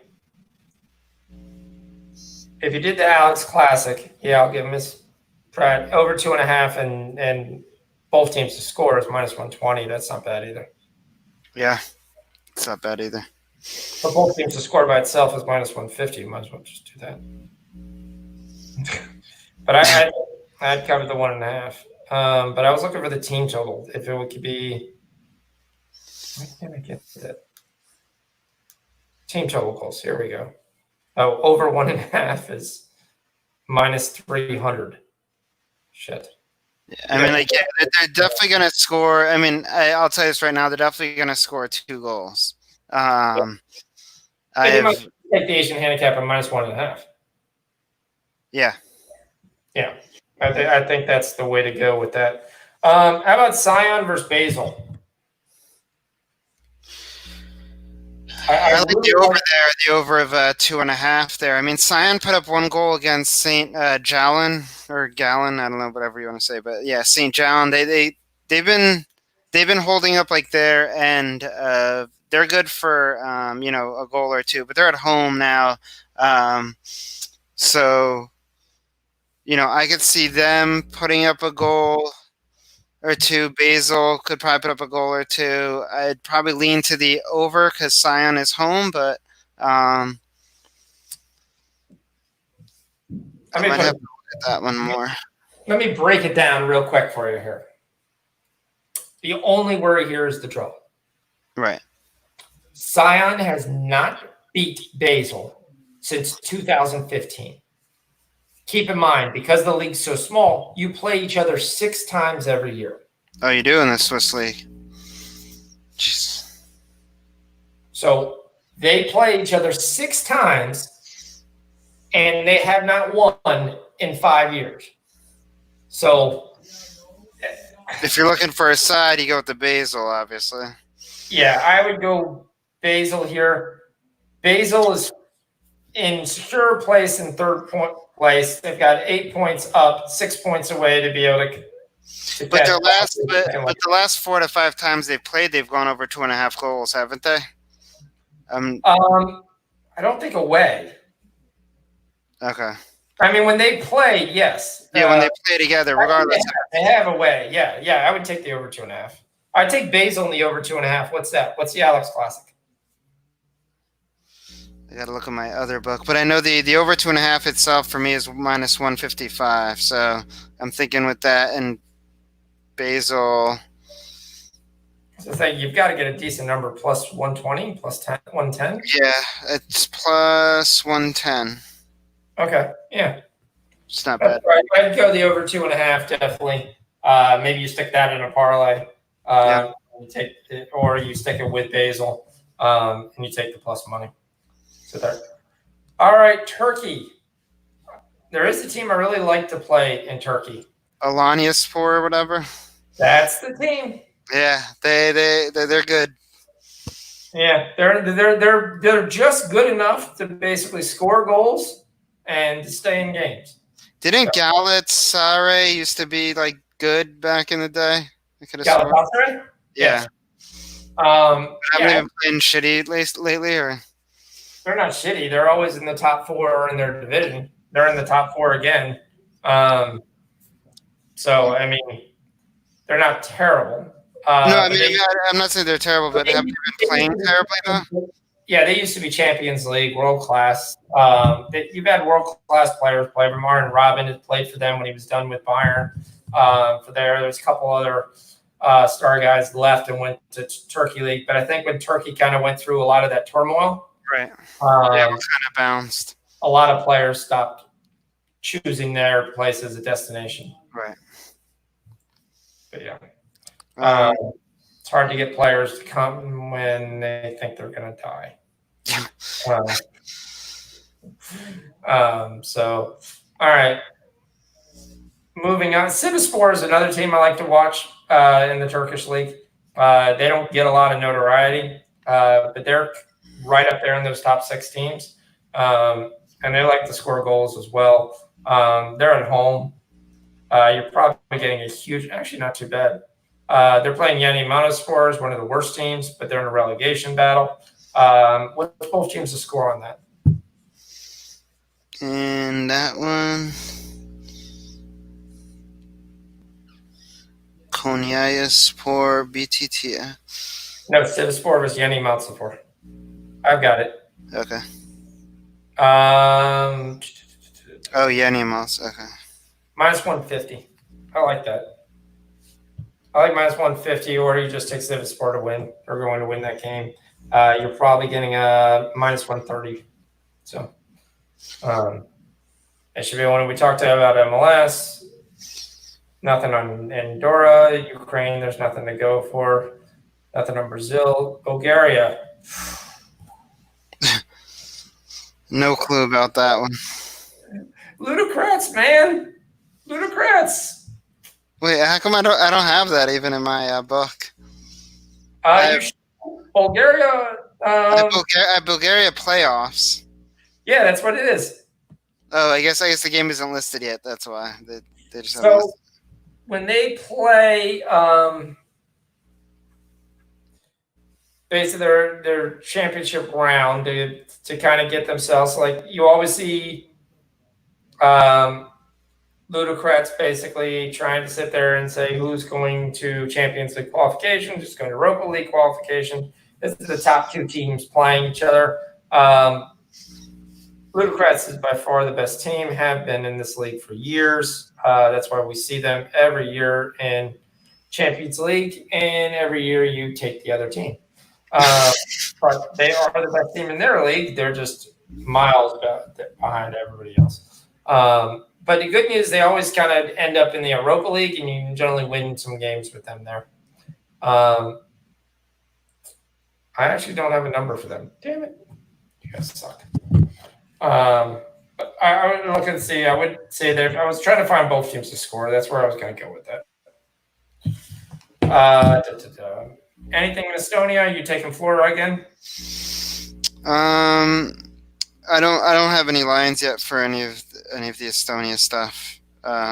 only for Tuesday I have, but nothing for Wednesday. But there's that team. What is it? Toshavern or Tavern? I don't know what it's spelled like, but they've just been racking up goals. So if I see them, I'm gonna look into their matchup. In Estonia? Yeah, isn't that? I'm not pronouncing it right, probably. Well, Floria is the nickname for it. That's the number one scoring team in Estonia. It's not even close. But they have a whole real name. Not why? Yeah, they're not giving me anything on Wednesday. Is there like a Toshavern or like a Tohavern or something like that? What's the main league? Is it the Mistraliga or the S Liga or whatever? Mistraliga is the number one league. Mistraliga is the number one league? Yeah. Young Boys minus 105. Where do you get minus 105? It's the minus 1.5 is minus 105. Okay. Yeah, I would take that. Florida Talon is essentially the team you're talking about. Oh, yeah, Talon. Yeah, Talon. Okay, yeah. Talon's the one I'm talking about. That's essentially where it comes out. They've scored 28 goals, given up 6 goals. They're the team that scored. They pulled Tolovic, who likes to give up goals. I was looking for a line. I don't even have a line for it. The other thing I wanted to talk, we take every week, we take Pardubice. Czech Republic, too. That's kind of a nice team to play. Pardubice, number one team in the league. Book gives you nice, juicy lines for that. I've got them all crossed off, so I don't see yet what the line is on those. But they're a nice parlay piece I kind of take, and I throw that in sometimes. A little less than minus 200, so. But they win almost every time. So, all right. Do we take the big boys? I'm going to hit shot here. Brita Billick versus Herf Nerf Jordor. Yeah, you do a better job with the pronunciations than I do. Okay. Both these teams like to score. This is a goal fest when they get together. If you get the over 2.5, I would take this in a heartbeat. Let me see what it is. Where's the Pepsi? Why am I only getting Tuesday lines? The books might just not have them out yet. All right. You're probably going to get an over 2.5 on this or an over 3. Take it. Don't worry about it. Brita Billick is the best team in the league. They're going to balance between 1 and 3 for yeah, that's why we weren't taking Flora. Flora is minus 625. They're going to win their game. That's why we were on the goals point. Hartford is another one of those teams that likes to score goals but also concedes. That's what we always look for, especially when you're playing a top team at home. I get over 2.5. I get over 3. I'm taking it in this league. Brita Billick. That'll be my Pepsi Ice Ants. My balls are as cold as ice. Play of the week for Brita Billick over 2.5. All right. Let's go. Our favorite team, Latvia. And if we mention Latvia, that must be mentioned. We are going to talk about Metaloo. So we talked about Tucuns. Tucum sucks. They couldn't score goals. They couldn't hit the beach if they were in the ocean. You're playing Riga 11-3. Metaloo likes to give up goals just as much as it likes to concede. You're getting a pretty nice number on Riga FC. That's essentially who I'd take in Latvia.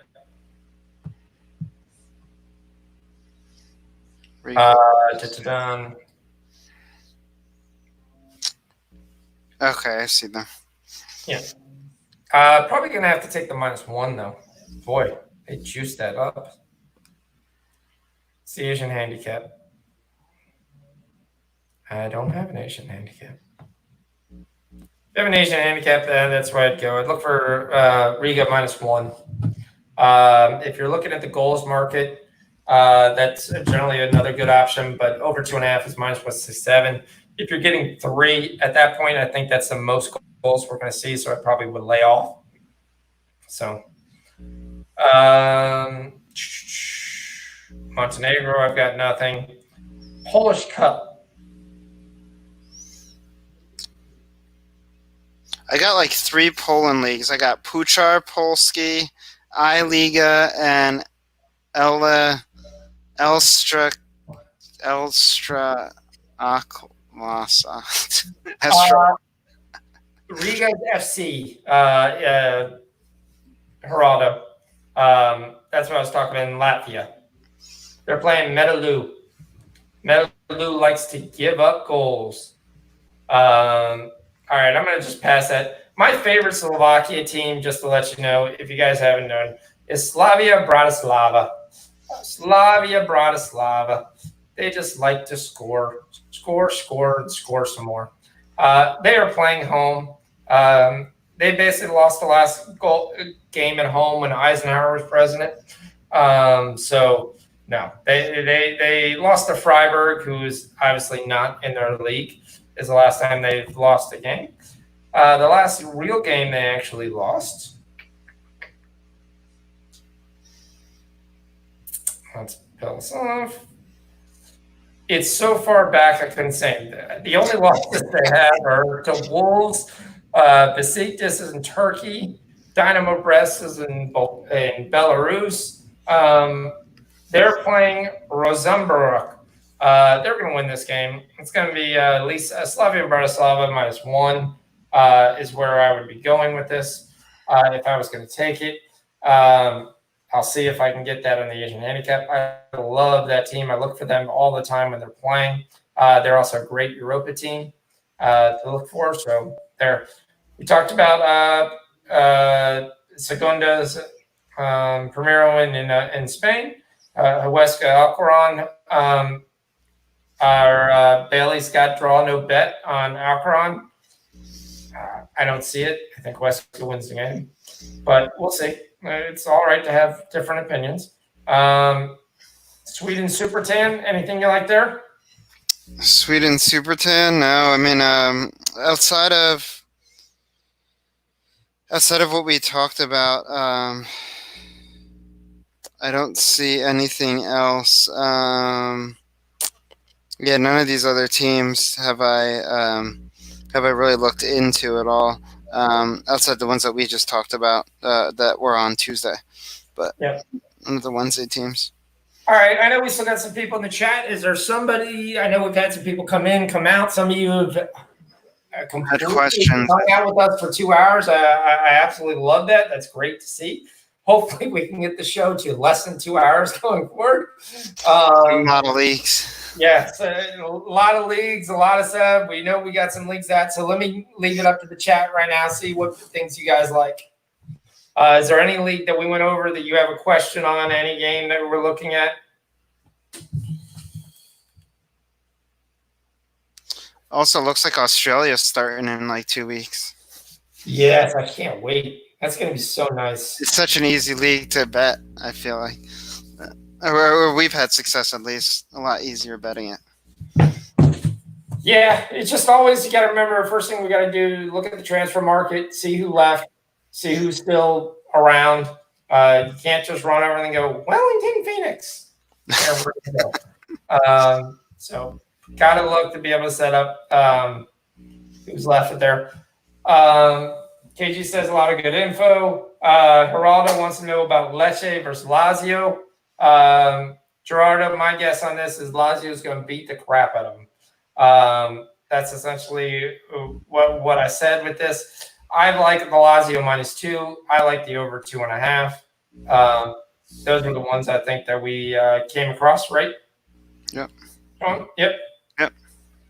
So that's essentially where I'd go for that. This is a must-win game, I think, for Lazio. If they want to have any chance of having a dream that they're in place, but I think their issue with we know who the top 4 is. We just don't know who the lineup is. So everyone's should be able to make the group stage, but you do want to have a setup if they want to tell their fans that they're there. That loss to AC Milan was absolutely huge, and it really only happened because you were out 2 starters. You're only 7 points back. You can't really be grown up shop. There's 8 games left. They've got to come out here and win this game. I think, yeah, Lazio winning the over 2.5 is definitely a good look. The Icelandic League game. You want to know again what I was on? Oh, Jardor and Brita Balak over 2.5 or over 3. If you get it over 2.75, I would take that as well.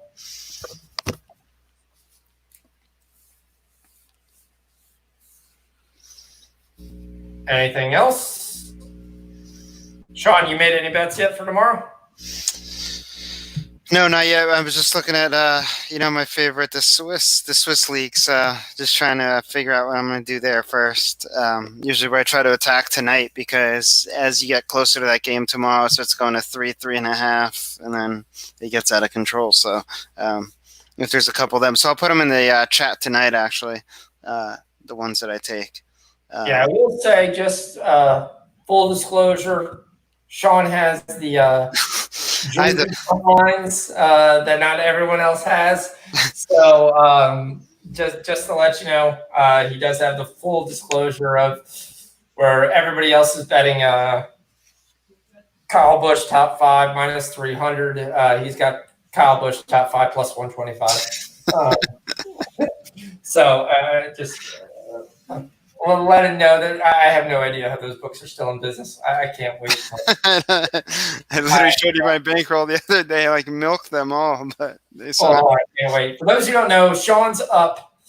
We won't say an amount. We'll say, let's see, Shawn is up plus 2,000%. Yeah. So Shawn is doing really well. For the longest time, if you notice, he's putting his plays in the pick section.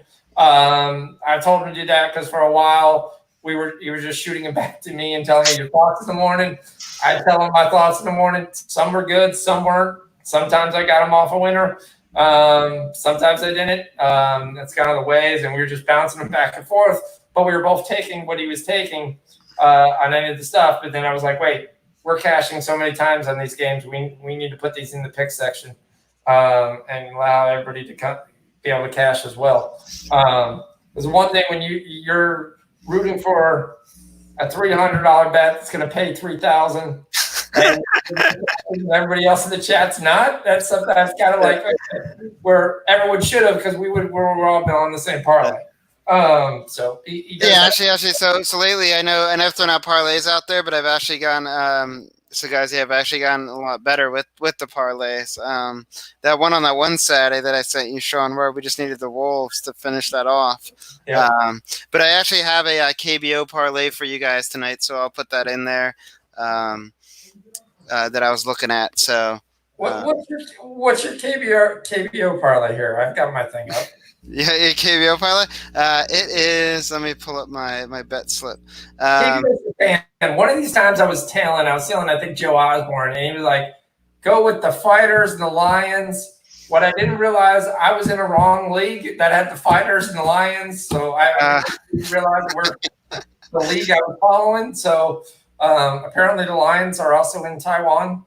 There's Taiwan, there's Japan right now, and there's Korea. So a lot of them do have the same mascots. So you got to be careful which league you're looking at there. So it is the Kiwoon Heroes minus 129. The Dinos Wyverns. Dinos first 5 minus. Right, what country are we talking about? Korea. Okay, South Korea. Okay. Yeah. So we're taking the Heroes? Heroes money line minus 129.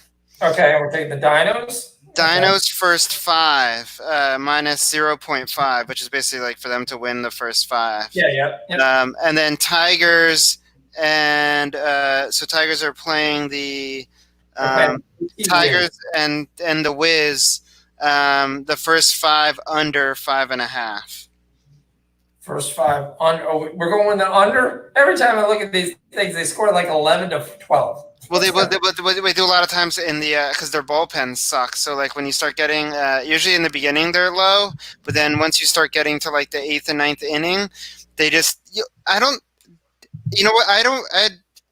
didn't really ever watch American baseball, but like these guys literally bring in like 5 pitchers between 3 innings. Like, is that normal? Like, do they do that in American baseball too, or is that just in American baseball? Everything's become specialized. You have a 6-inning guy, a 7th-inning guy, an 8th-inning guy, and a 9th-inning guy. Okay, yeah. So like every time they bring in so I noticed that. Totally different if I was a baseball manager. This is the part that pisses me off. Here's my thing.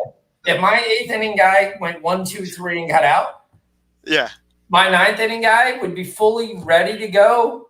But why don't you keep your 8th-inning guy in there? He's getting people out. He's like on a roll. Yeah, he would just keep in and just keep going. And then if the next night, if he was tired, I'll just go with my 9th-inning guy because he didn't pitch at all. It's theirs, right? And it pisses me off so much when you see a guy who's doing especially well in the 6th and 7th, like, all right, we're going to pull him out. We're going to bring in our next guy. I mean, yeah, that's the thing. The math doesn't work.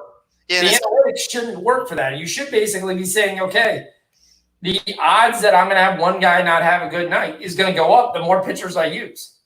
Right. No, that's the same thing too here. It's like they literally, it's like you'll see like in the 8th inning they have a guy and he strikes everybody out, and then I'm like in the 9th inning you bring in some guy and he gets shelled for like 5 runs, and I'm like maybe if you just kept that guy in there you wouldn't have lost this. You wouldn't have lost this game, but yeah. So those 3 would be the parlay there. Yeah, the one game we didn't talk about is the Atletico Madrid versus Celta Vigo game. When is that? It's tomorrow. Why did I miss that? I was going to look, but I'm pretty sure I was on both teams to score in that game. Besides Phil Foden, the other guy I really love is Edgar Aspas. And when Aspas basically plays for Celta Vigo, they're a totally different team. I think Atletico Madrid. What'd you say his last name was? Aspas? Aspas. A-S-P-A-S. Oh, okay. Aspas. So, to me, both just teams scores plus 120. Celta Vigo's at home. Celta Vigo has more to play for in this game. They've played some very good competition and were able to score on them. I know Atletico is a little bit different animal, but I like both teams to score plus 125. I do like Atletico Madrid to win the game, but you're not getting that. You're actually getting even number on that. So, I mean, I would take that as well. Worst comes to worst, you end up drawing, I think. But both teams to score plus 125. Atletico Madrid, money line, minus 106. That makes sense. Yes. Nolito's very good. I mean, he's getting up there a little bit in age, but Aspas is the straw that stirs the drink. When he's not on the field, they can't do anything. When he's on the field, he's there. So, I mean, if you look at his last 5 games, it's did nothing versus Betis, scored versus Malaga, scored versus Barcelona, scored versus Real Sociedad, scored versus Alaves. So, when he plays, they're an actually competitive team. So that's why I see. I like Atletico Madrid. You're not going to lose Mr. I fell down every time I get touched. Diego Costa is not into the game. He is out on accumulation of cards, I believe. Yeah. So it's also Celta's the last 4 matches. It's all 5 yellow cards. So if you want to make the yellow card bet, then it's probably generally a pretty good bet as well, especially versus Atletico.